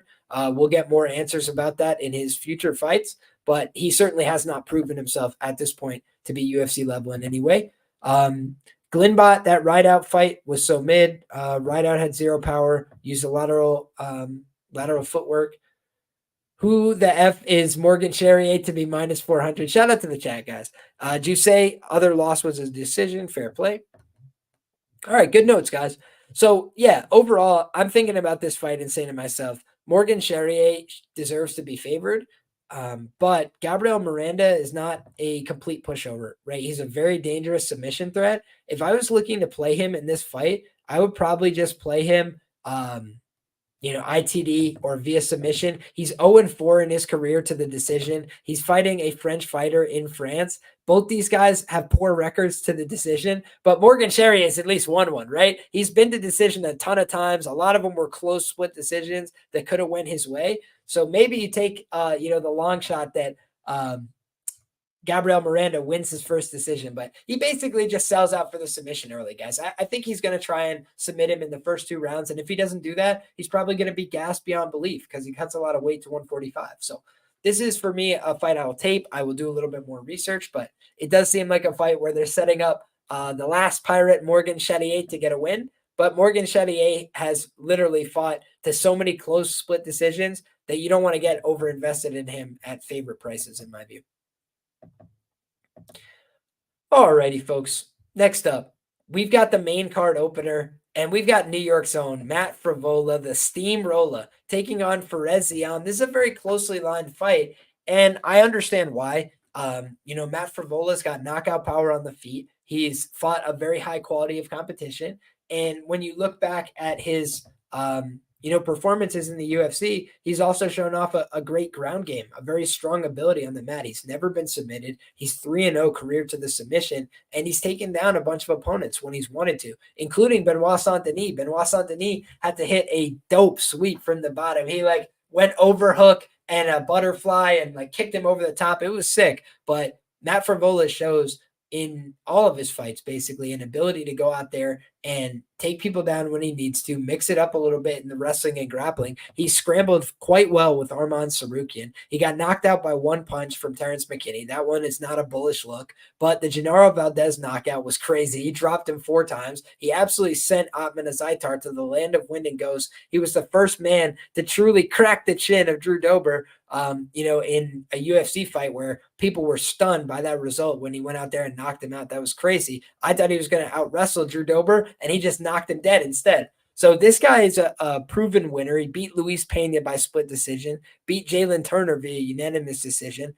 But where are the concerns? I mean, the obvious concerns: lost to Polo Reyes, got knocked out in the first round. Went to a close draw with Lando Venata. Not a bullish look. Again, got knocked out in the first round by McKinney. Got knocked out in the first round by Benoit Saint-Denis. But for Ziam, he's not a proven knockout threat at this level. 4 wins by knockout as a professional, none of them in the UFC. He's 5-1 to the decision at the UFC level. He beat Claudio Puelles via split. Claudio Puelles is a guy who's a pure grappler, essentially, who's got some meme strikes, but he's not a very potent or competent striker, I would say. You look at a Jai Herbert win, that's a fine win for Ziam, a quality win. The Michael Figlak win. I think Figlak was just pretty undersized. I think that was also his UFC debut, and Figlak just did not look, ready for prime time in that one. I think that was in France. So maybe he has another, win in France that he could go out there and claim, right? But then he also saw Terrence McKinney. He also got cleaned up in the first round, this time via rear naked choke, gave up his back, looked very questionable in the grappling. And for me, that's a question mark where Matt Frevola could potentially answer that, right? If he goes out there and tries to take him down and submit him, I think that's his best chance to win. If he goes out there and tries to swing and bang on the feet with a long, rangy guy, I think that's a really dangerous proposition. The Luigi Vendramini fight was super close. The Jamie Malarkey fight was a controversial decision. He got out wrestled by Don Mash. So his run in the UFC has been pretty solid. 5-2 overall. That's a good record. That's a good resume. And meanwhile, Matt Frevola rocking a 5-4-1 record in the UFC. It's not as pretty, but he has better overall wins. He has better quality of wins under his belt. So I think that it's an interesting fight because on the one hand, Ziam is a big guy. He's long. He might have the ability to clip Frevola on the chin, but his grappling has been a big question mark and a big flaw. And Frevola, that's like the ace in the hole that he never pulls out of his back pocket. He almost submitted Jalen Turner when they fought. He absolutely audited him in the grappling, was looking for like triangle chokes from Mount and shit like that. He was just styling on him. So for me, it's a really interesting fight. Shout out to Glenbot, says if it was 2 years ago, Matt would be a levels fight, but another 7-year age gap here. Ziam's ground game is developing. So this could be a changing of the guard. Yeah, he could hurt him again. I'm worried about that for Matt. I hope that doesn't happen. Ziam really isn't terrible on the feet, uses range relatively well. Matt, all in or all out. Don't really like him playing kickboxing. Yeah, me either. The thing about him is he does have power. He can connect with big shots. I would not be stunned if he hurt Ziam, but I don't know that Ziam's been dropped yet in his UFC career. Let's go back and look because I want to have the facts in front of me before I get out over my skis. So looking at Perez Ziam, guys, he's never been dropped in the UFC. And he fought Jai Herbert, who's a pretty powerful guy. He fought Terrence McKinney. He got submitted there, so you don't really get to find out. He fought Vendramini, who's a powerful guy. But mostly he's fought grapplers. So I think this is an interesting test. On the Frevola side, Frevola has been knocked down by Benoit Saint-Denis, Terrence McKinney, twice by Lando Venata, twice by Marco Polo Reyes. But he also has knockdowns of Drew Dober, Atman Azaitar, 4 knockdowns of Genaro Valdez, and a knockdown of Luke Flores on Contender Series, where he got the win by arm triangle. So I think that this is a guy in Matt Frevola who's fun, who's a scrapper, who's always game, who's always willing to compete. But I'm not super bullish, about laying a chalk price by his name against a young French kid who wants to be there, who's got some real talent in his own right. And I do think coming off a split decision win over Claudio Puelles doesn't make me say, let me go pull the lever for Ziam at chalk either. I think both these guys have a lot to prove here, but huge size difference, says Glenbot, 6'1" against just 5'10" for Matt Frevola. And let's go ahead and take a look at the reach advantage, 75 inches compared to 71 inches for Frevola. So Frevola is a Gracie guy. He's a a New York guy. We're wishing the absolute best for Matt Frevola. We're rooting for Matt Frevola, no doubt about that. But we always got to call it like we see it. And I do think this is a tough task for him. I think there are easier fights in the division than a Perez Ziam, who is young, improving, going to have the benefit of the home crowd on his side. Never been knocked down in the UFC. That's a bullish signal for him coming into this fight. So for me, it's a tough task for Matt. And if he goes out there and gets the win, it's nothing but respect. Great fight in the lightweight division to open up the main card. Cheers. One thing I just want to note there, guys, as we move off that fight, his absolute training partner, boys to ride or die, right, is Billy Q. And we've kind of seen Billy Q start to look a little bit regressed inside the octagon, just a touch. And I worry that we could see the same from Frevola. They're both from a generation, of fighters that they've given a lot of wars. They've gone out and had a lot of fun fights, but it's kind of hard to sustain that really fan-friendly style for a long time. And I'm a little worried about Matt coming off that knockout loss against Benoit Saint-Denis. He's got a tough task ahead of him because they could have given him somebody a little bit lower echelon in the division. They tried to give him a Michael Johnson. I think he would have absolutely splattered Michael Johnson. But it's the kind of fight now where I'm like, this is a tough task. They're not giving him an easy fight. They're not giving him a layup. They're giving him a big opportunity. But it might be a fight of the night, type of check for Matt Frevola as opposed to the win bonus. Next up, guys, we've got the prelim headliner, and I just have to address off the rip. I don't know Ivan Erslan. I have never seen his work. He's a KSW fighter. He was 4-3 in that promotion. He's fought solid guys on the Polish regional scene in terms of guys that have winning records, guys that have pulses, guys that have heartbeats. But he also has some losses on his record. He's been submitted via rear naked choke by Tomasz Narukin. He got knocked out 2 fights ago by Rafael Hariatkin, and he beat Ibrahim Chuzagayev via unanimous decision, he got defeated by that guy via unanimous decision. So he kind of has a spotty enough record. Don't know exactly why he got the call. Maybe it was just a short notice pull. Yeah, it looks like it wasn't. I'm not seeing anything that suggests that. So I have to do more research and due diligence. That's the God's honest truth to see whether or not this guy's any good. I do not know Ivan Erslan. If you guys have thoughts on this guy, if you've watched him in KSW, please comment below this video. I'd love to know what your thoughts are. If you have thoughts right now and you want to fire them off in the chat, please feel free to do that as well. We're taking a swig of coffee, and then we're talking Iwan Cutelaba. Iwan Cutelaba, guys, 15 plus UFC fights under his belt. He's been finished in 7 of them. So he is a guy that is there to be cracked, no doubt about it. He almost got finished by Felipe Lins. He ended up losing a unanimous decision there. He defeated Tanner Boser, a guy who I don't think is with the UFC any longer. Shout out to Tanner Boser, though, a tough guy, tough Canadian, got wrong done against Andrei Arlovsky.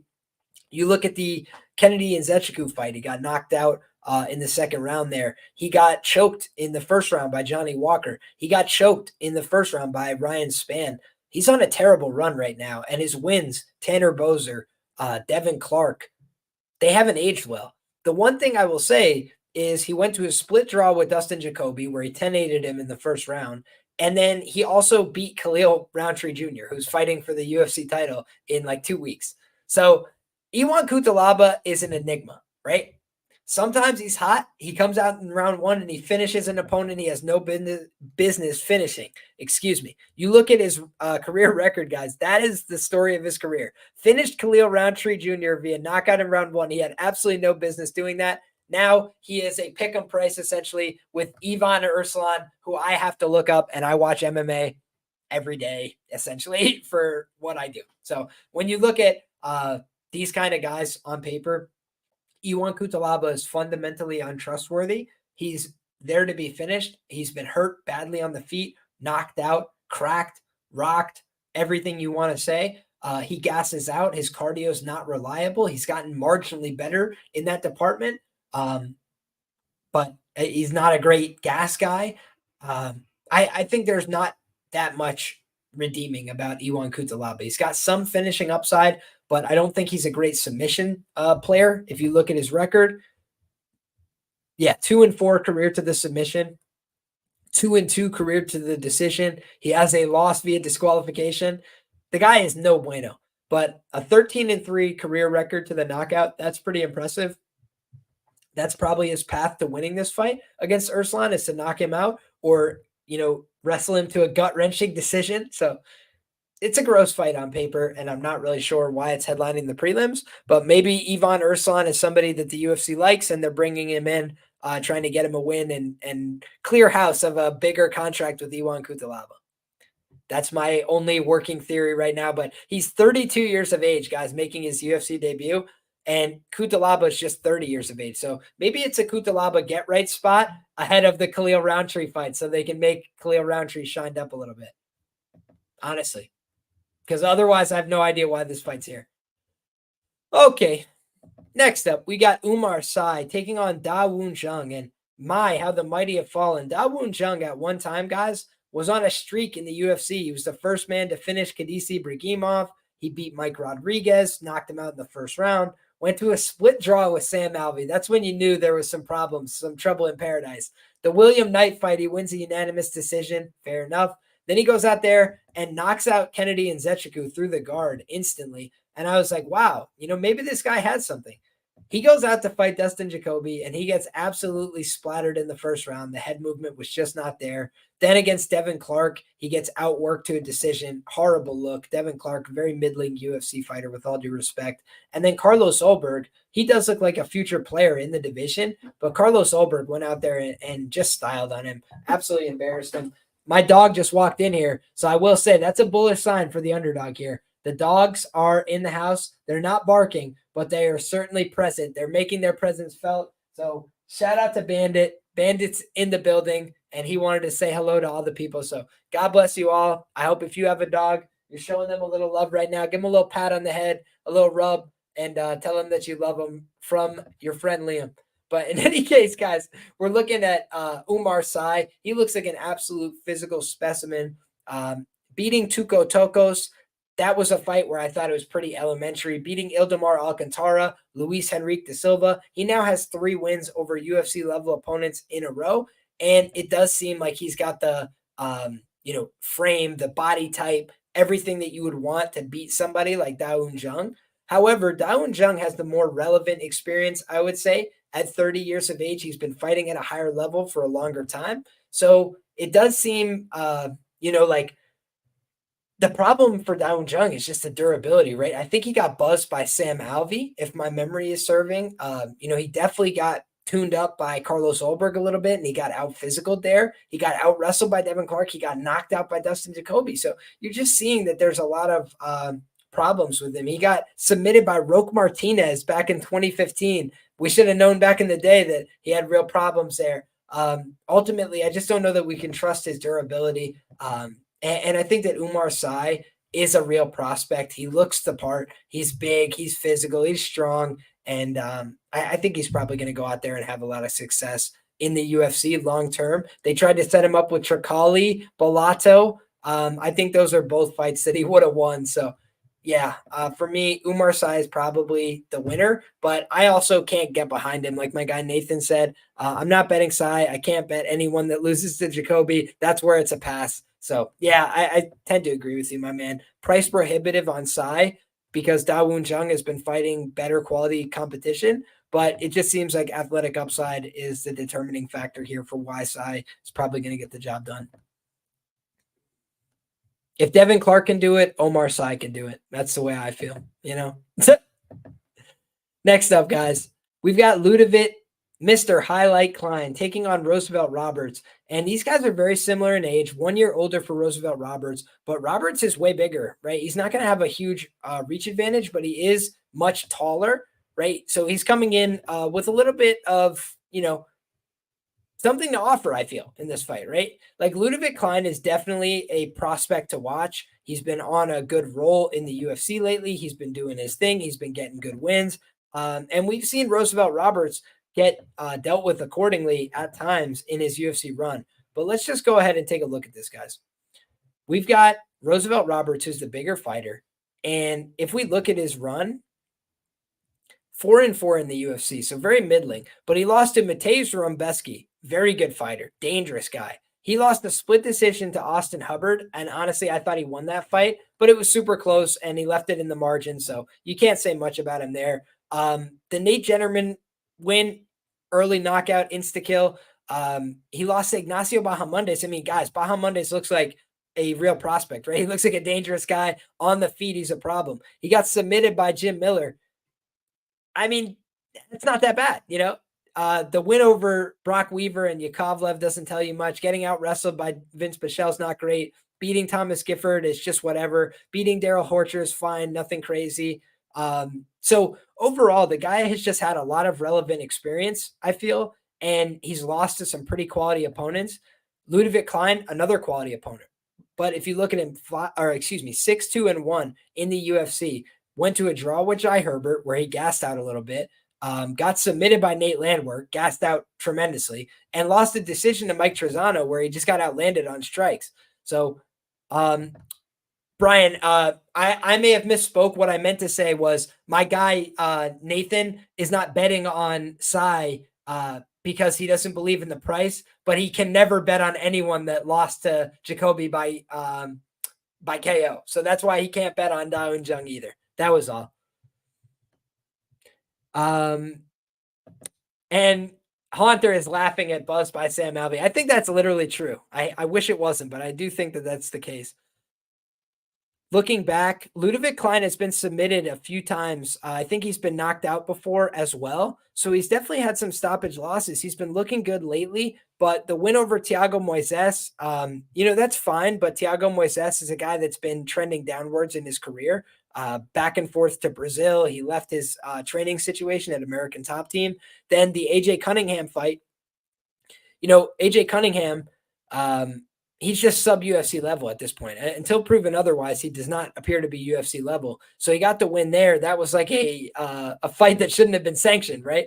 Then you look at the fight with Ignacio Bahamondes. That's a good win. That's a solid win. But he had to use his wrestling, his grappling, his top time. And for Roosevelt Roberts, he is a tricky, crafty grappler. He's got 5 wins and 2 losses via submission in his career. So I think that, Ludovit Klein's going to have to be very careful, right? If you look at his pivot point in his career, he's got 2 losses via submission. So the majority of his career losses coming by way of submission, and a dangerous submission threat in Roosevelt Roberts. If I was on the Roosevelt side, that's probably how I'd look to play it, is ITD or submission. I think the chances of him winning the decision, probably not great here. I don't think that he's a great optics fighter. And I think he's kind of prone to bad decision-making at times. I think this fight is unlikely to go the distance for that reason as well. But it's a fun, interesting fight to me, and I was surprised by the line. I think that Ludovit Klein is a good, solid guy, but I think the price is a little bit ambitious here, honestly. I think that for Ludovit, he would have to go out there and have a really great performance to pay off this line, and he can do that. But we've seen in the past, he's been big prices against AJ Cunningham. That makes a lot of sense. AJ Cunningham can offer sophisticated resistance. I do think Roosevelt Roberts, he's fought a lot at this level. He has shown, whether you think he's the highest level or not, 4-4 in the UFC means he's UFC level, right? He's a 500 fighter at this level. And for a 500 fighter to be, plus 500 against another guy who's solid but has his own flaws, I think that might be a little bit of a mistake. Although I look like Ludovit Klein, so I root for him every time, right? People always give me grief about Ludovit Klein fights that I look like him. Take your own pick. People have given me a bunch of different names for who my doppelganger is in the UFC. So I'm honored that they give me this credit. Shout out to Ludovit Klein. The guy looks like he's got a great doctor, great supplementation. He does everything right in that regard. Much more than Roosevelt Roberts. And the other thing I will say is if he was an underdog, it would be an auto click on Ludovit Klein because he is the younger fighter with much more professional experience. However, they have similar amounts of experience at this UFC level. I think the more dynamic early finisher is Ludovit Klein. I think the guy who might have some crafty moves up his sleeve on the ground is Roosevelt Roberts. So let's find out. Alrighty, folks. Next up, we've got the UFC retread. No, I'm kidding. That's a harsh way to put it. We have the second chance for Vince Morales in the UFC. Vince Morales is not a bad fighter, guys. You know, he's a solid enough guy. He's been on a great run outside of the UFC. And if you look, 5 straight wins. He was able to defeat Hunter Azure, former UFC fighter, via submission. Luis Guerrero, don't know who he is, via submission. Yuki Matoya, a very seasoned professional, a guy with over 40 professional fights. Via decision. He was able to beat Joe Pennefield via knockout. And then Teruto Ishihara, former UFC fighter, he submitted him as well. So his submission game has been coming on strong. He's been showing off a lot in that category. He's been showing his improvements, his will, his willingness to go out there and fight. And he is going to be the bigger fighter in terms of the height here, 5'7" compared to 5'6", but he's given up 3 inches in the reach department. If you look at Morales, he's lost to a murderer's row when he was in the UFC, right? Maybe not the very best guys, but just a tough quality level of opposition throughout. The loss that stands out is Benito Lopez. I mean, that's just a bad loss to have on your resume. Domingo Pilarte, that's not a great loss either, but he was much younger in his career. He was a lot more immature then. He lost to Song Yindong, Chris Gutierrez, Jonathan Martinez, and Miles Johnson. I mean, those are solid opponents, guys. All guys that are lurking, around the top 15, if not in the top 15. Okay. So I think that Vince is a talented guy and he's worthy of respect. He beat Draco Rodriguez, Luis Smolka, Ayman Zahabi. Basically 2 of those guys were very solid UFC fighters. And then Hunter Azure and Teruto Ishihara, as well as, Draco Rodriguez. They're just, run-of-the-mill guys. But I feel like we've seen great performances from Vince Morales. Now let's look at Taylor Lapilus in terms of what he's shown.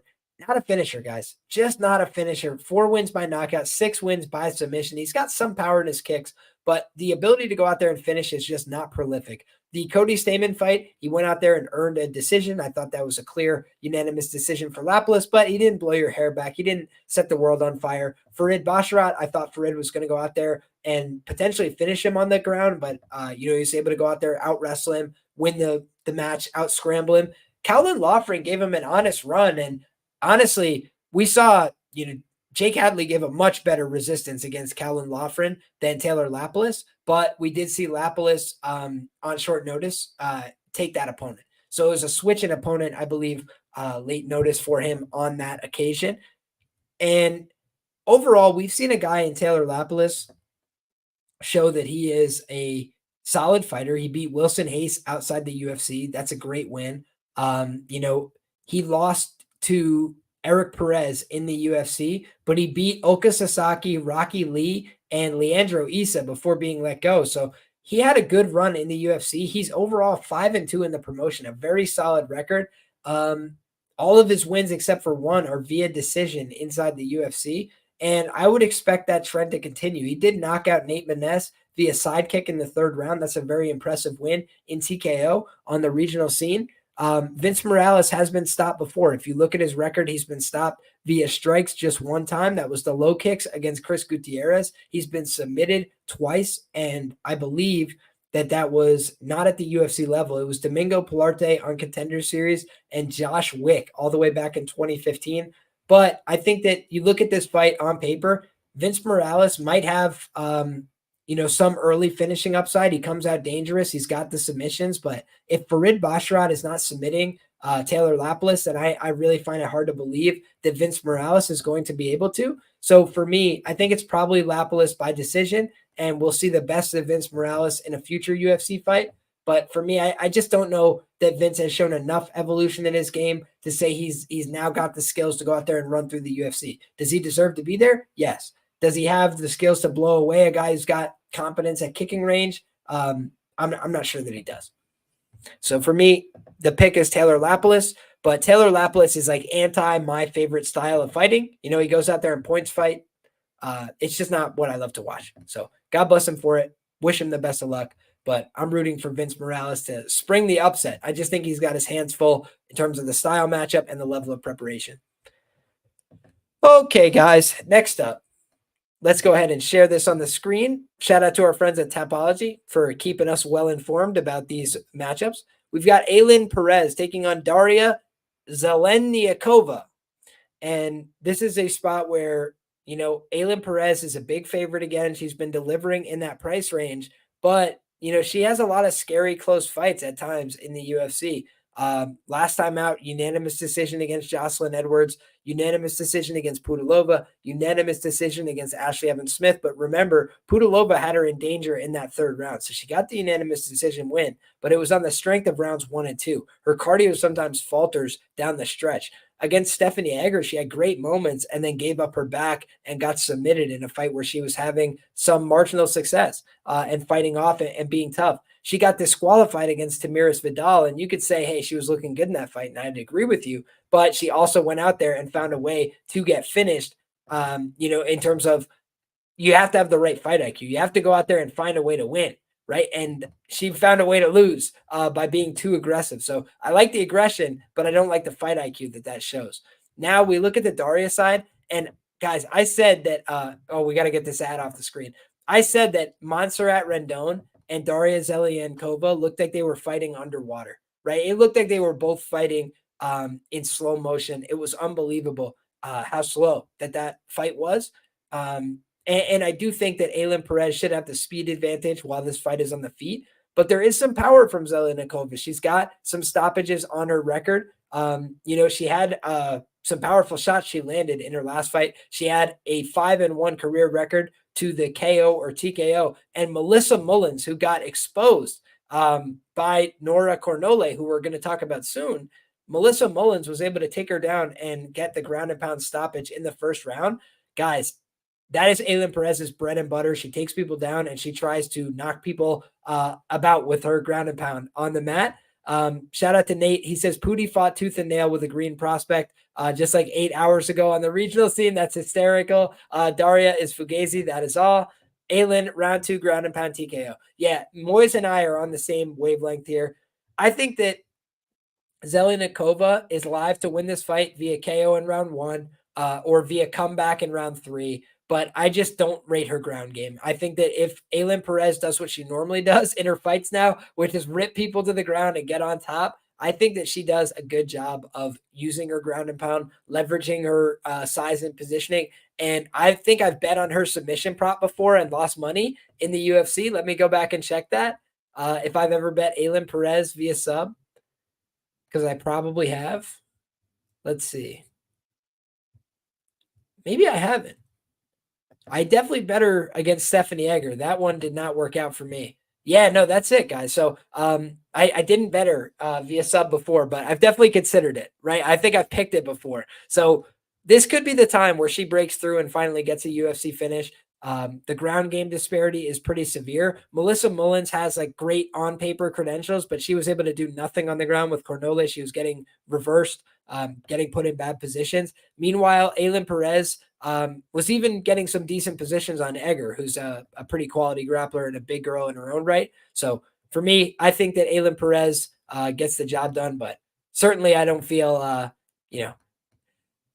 overwhelmingly bullish just because it's a WMMA bout. It's pretty low level. Ailin Perez has an OnlyFans and does worry about, other things outside the cage, but she just took a picture with Merab. She changed her life and training situation, came to the United States from Argentina when she got to the UFC. And I think we've seen huge developments in her game in terms of going out there, putting opponents on the ground.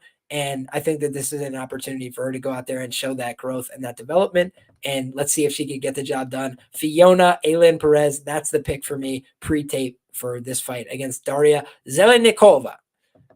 Next up, guys, we got Daniel Barez taking on Victor Altamirano.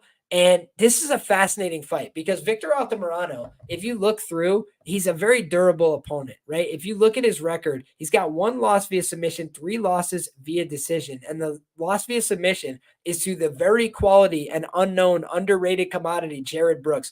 21-3, guys. Jared Brooks is a very quality fighter. He was 2-2 in the UFC. He's 5-1 in 1 championship. He got disqualified for spiking somebody on their head. But this guy is the real deal, Holyfield. And so he was able to submit Victor Altamirano.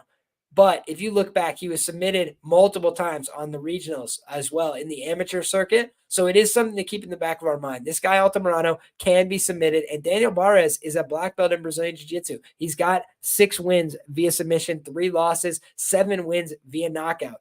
And he's never been finished with strikes. Victor Altamirano, same thing can be said, never finished with strikes, but he doesn't have the same power, just 2-0 career to the knockout. And even on his amateur circuit, guys, he was not putting people away with strikes. So he could go out there and land a bunch of strikes, but unless you're 3-3 Marquise Smith, or Daniel Lacerda, who has no cardio, he's just not putting people away with strikes. I think that's something that we want to keep in the back of our mind. Now, on the Daniel Barez side, he has had mixed results, right? He's struggled at times getting off on his game. You look at the Carlos Hernandez fight, that was a controversial split decision loss to Carlos Hernandez, who's had a fine career in the UFC. Not blowing your hair back, but definitely a fine career. And I think that when you look at that fight, it says, hey, this guy was just about UFC level. He then goes out and finishes several fights in a row and loses to Jafel Filo. And guys, I'm telling you, I have tape studied Jafel Filo in great depth.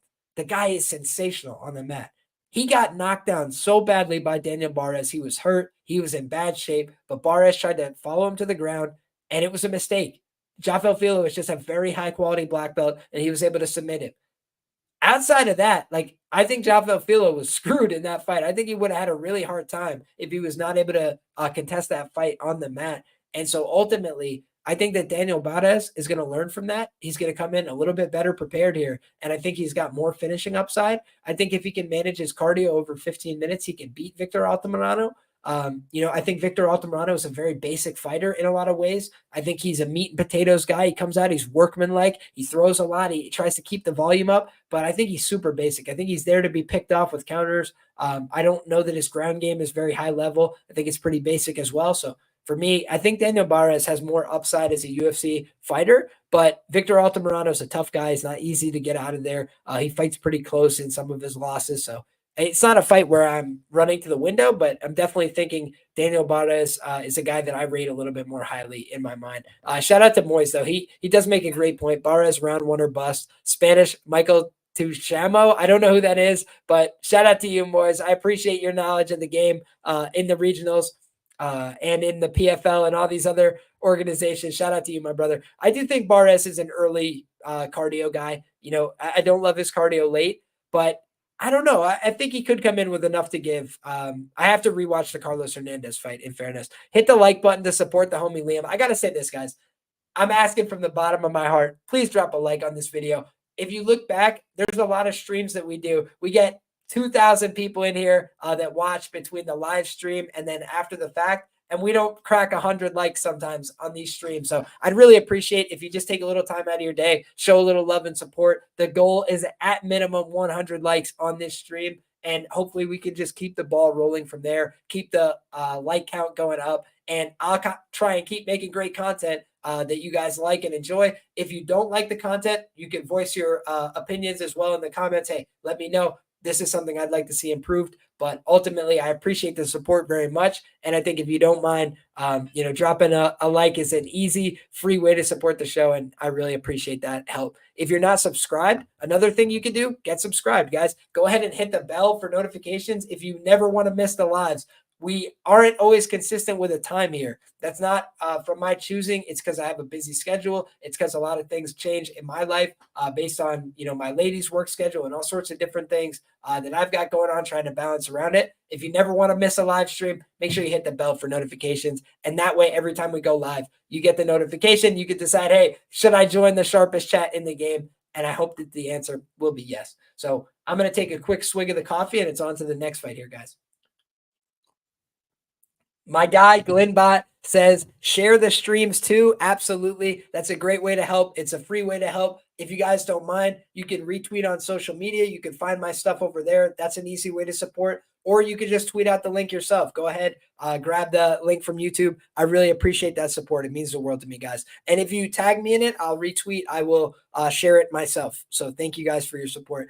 My guy, Glenbot, says he already bet Victor moneyline plus 120. ABCs do say always bet on cardio, my friend. So I don't hate that look. I will say, I think if you're going to get Barez out of there late in the fight, you might look towards the TKO.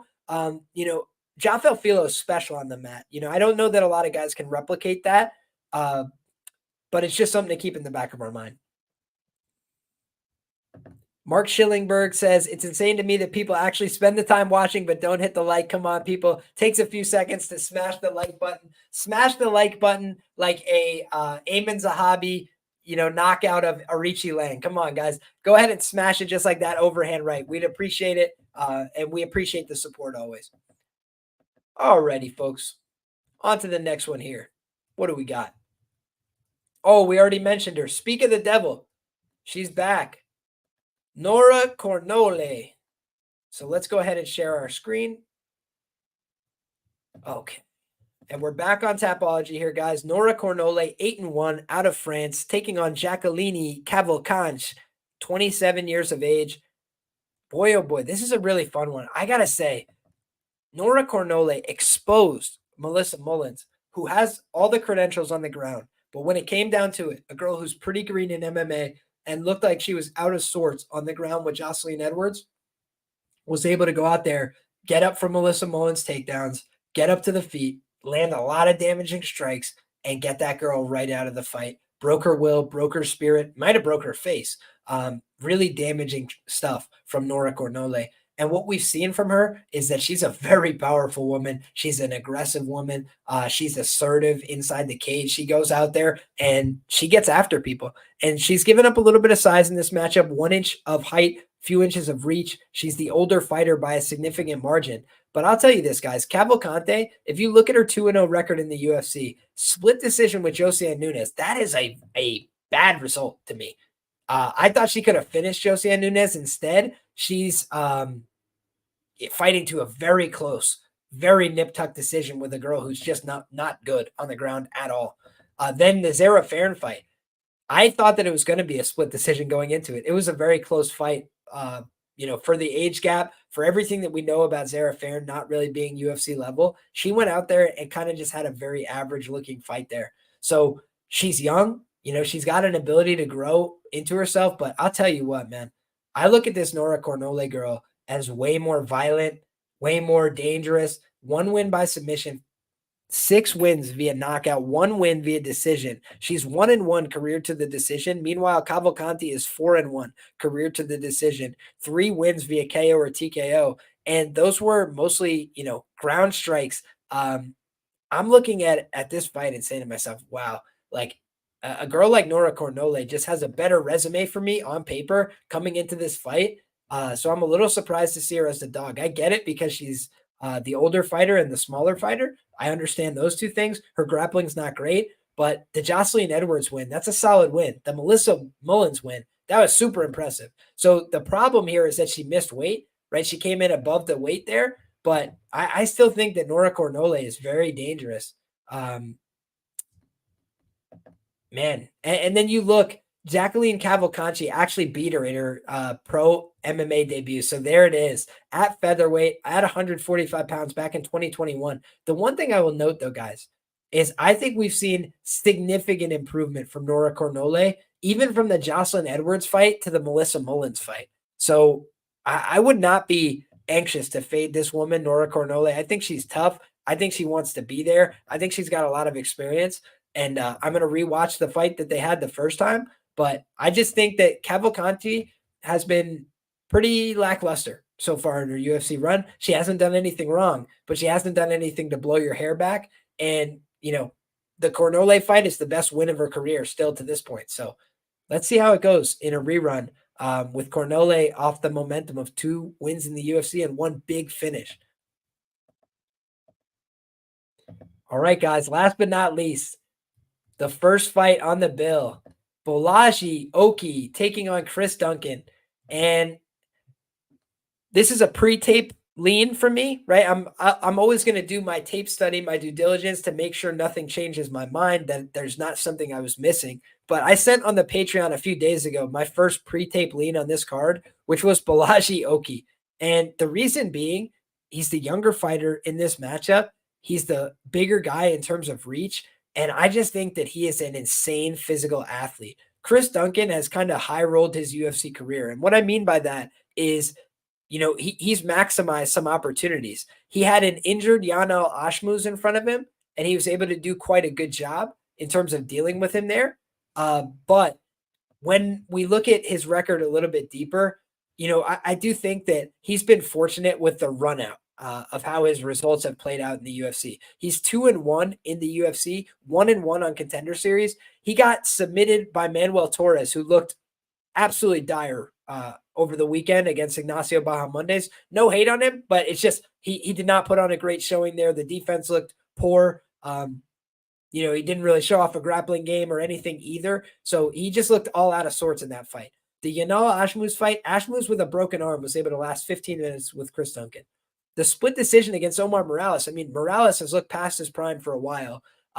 He's a pretty rote, basic kickboxer, and he had a huge grappling advantage. And yet he's like clinging to a close decision over Oumar Morales. It was just a weird fight. The Charlie Campbell fight, in my humble opinion, I say this as somebody that bet Charlie Campbell and lost my money. He had no business winning that fight. Charlie Campbell whooped his ass until he got killed in that fight. If they reran that fight, Charlie Campbell would be favored again, in my humble opinion. So it was one of those times where, hey, Duncan showed his heart, his willingness. He bit down on the mouthpiece and swung. But I think that this is the kind of fight where a Chris Duncan, to me, he doesn't blow my hair back in terms of his skills.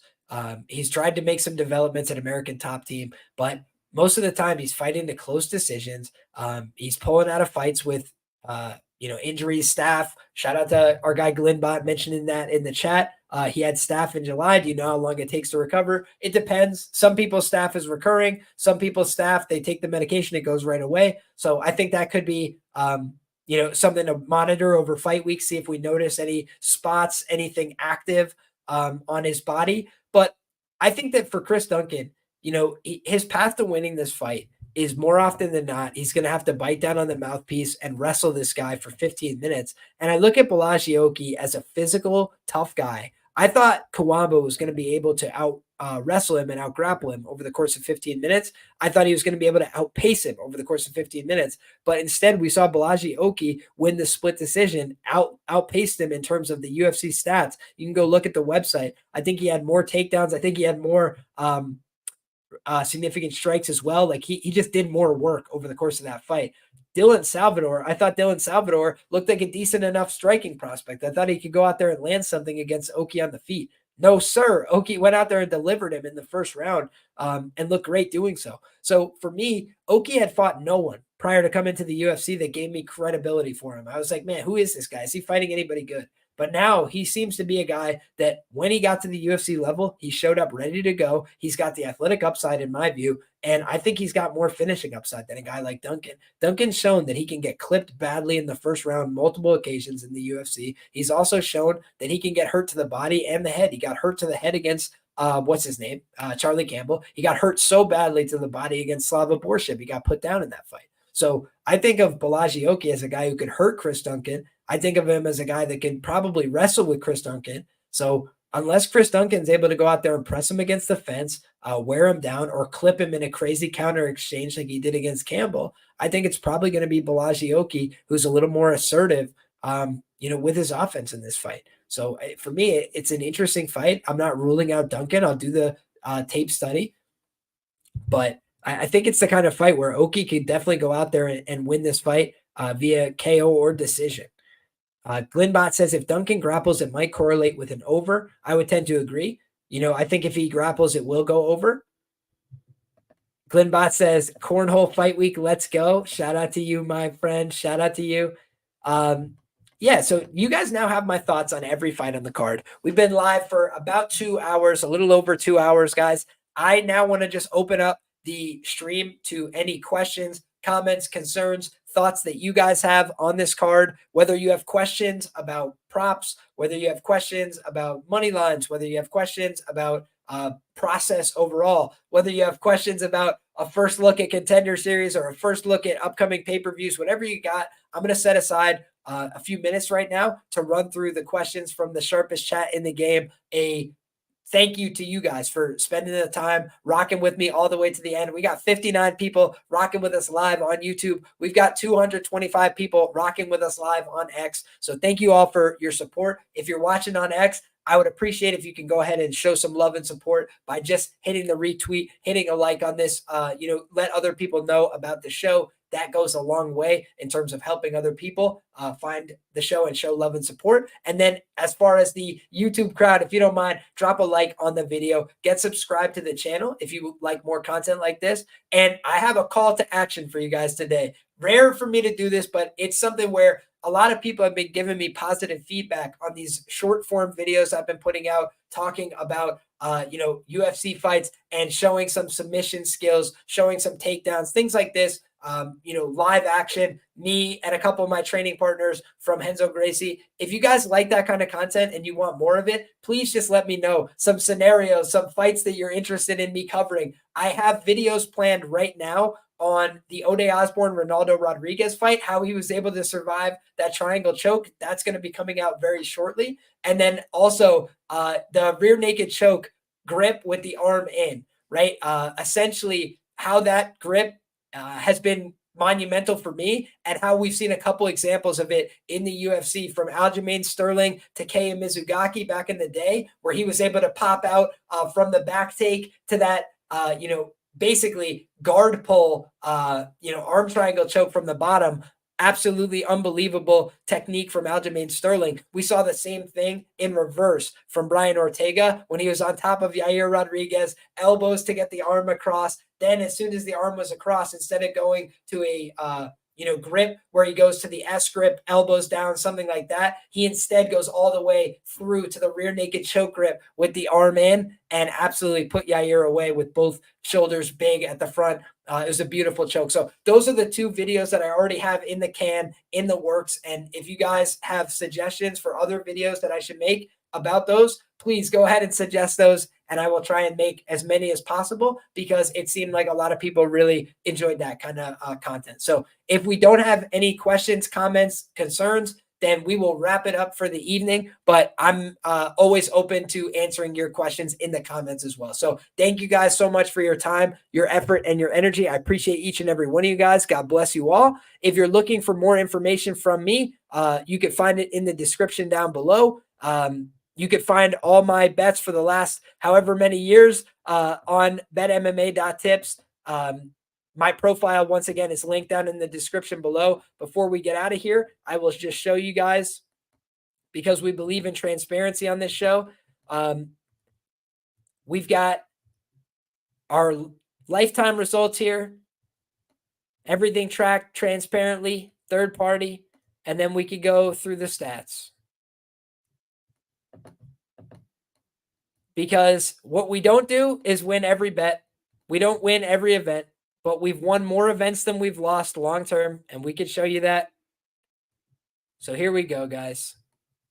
Over the lifetime of my account, I've bet on 109 events and won. I bet on 105 events that lost. So just over 50% winning events. And then if you look at how we're doing, 1, 2, 3, 4 years in the green. Right? 8% ROI, 12% ROI, 4% ROI, 5% ROI. What we're trying to do is not lose money. A lot of people take huge risks, huge swings. I used to take bigger risks. If you look, my biggest winning year ever, I risked 856 units, right? I won 99.3. But I could tell you guys, my emotional volatility was massive. I had some events where I would reverse sweep 26 units and be on the verge of tears. I'll just level with you guys, right? It hurt, right? It hurt me to my core. Oh, like now my day is effed up for a few days. Now I'm a lot more responsible with my betting outlay. Look at how much I've bet over the course of the year, right? I've been very responsible with my betting outlay. And so does that minimize my upside? Yeah, it does. It does prevent me from having maybe the same 99 unit upside. But it also prevents me from losing a lot of money in one weekend. It prevents me from steering other people to lose a lot of money in one weekend. A lot of people are very cavalier with other people's money, right? With other people's bankroll. And I try to never do that. I try and always be very reasonable and responsible. And sometimes that's not going to lead to, overnight success. But I don't believe in get rich quick schemes. I don't believe in that bullshit. I believe in long-term profitable sports betting, which is discipline, which is taking your time, which is picking your spots, which is finding your edge. Everybody's got a different approach to this market. And what I will assure you is that it's very hard to beat. The way you could beat it is to find your unique approach. My straight bets this year have been my bread and butter. They've been my success. My prop betting this year has been hit and miss. In the past, my prop betting has been some of my most successful betting. 14% ROI in 2020, 14% ROI in, 10% ROI in 2022. So should I abandon it because my prop betting's been a little bit hit and miss so far this year? I don't believe so. But a lot of people, that's their approach. Everybody's got a different approach. I respect the different ways that people attack the game. But for me, I've been best picking underdogs. I've been best betting long shot props. I've been best, taking unpopular stands against the community. That's the way that I've done my best work. It's not going to work every time, but that's the way that it has worked out for me. So I'm not going to change my process. I'm just going to stick to it. I'm going to continue to try and improve it, refine it, but not change it and alter it on a whim, because it's a winning process long term. So if you guys rock with me, I appreciate it. If you guys are here to fade me, then God bless you for it. I think long term it's not going to work out, but I appreciate the support nonetheless. I appreciate you watching and tuning in. So if you're with us, then God bless you. I hope that you guys win all your bets. I hope that you guys have a wonderful week. If you guys are against us, no sweat at all. I just hope that it doesn't work out for you, because I want to win, and I want to have the best quality work that I possibly can. And what I feel is Contender Series, I've been getting to that quality. I've been getting to that standard where I've been feeling really good about my stuff. UFC, I want it to feel the exact same. Paris is a great opportunity. The last UFC Paris event, guys, wasn't a great event for me. And so now I have a chance to put my best foot forward, go out there and show a better product. And that's what I plan on doing. So it's going to be a research intensive week for me. What I can tell you guys is coming up on the channel, we are going to be dealing with the Contender Series, guys. I'm pulling up right now on Tapology, the Contender Series look ahead. We've got one returning fighter, at least. Kevin Vallejos, I know, was on the show in the past. So we're not going to give our full thoughts on this fight card right now. But what I will just say is these 5 fights, guys, we will be covering them on Monday night. So if you're looking forward to Contender Series content, look forward to it from myself, from Gordo Gambles, the Plays and Fades YouTube channel. It's going to be a simulcast live stream, but it's going to be emanating from this channel, Liam Picks Fights. So if you're interested in Contender Series content, once again, make sure you hit subscribe. Make sure you drop a like on this video to show a little love, and come back, because we're having all the same fun again on Monday night for that Contender Series stream. So stay tuned for that link. That is coming. Stay tuned for Bets and Banter. It's going to be a great guest, a special guest this week. We'll see what we come up with. Trying to aim for Thursday this week, maybe Friday. We'll see how it goes. But in any case, if you guys have suggestions for the short form content, go ahead and make sure you fire those off. Glenbot says in the chat, love the short form videos. The music levels make it a bit hard to hear. We're working on that, brother. I had uploaded a better quality version of that video that I posted of Cody Durden getting the choke.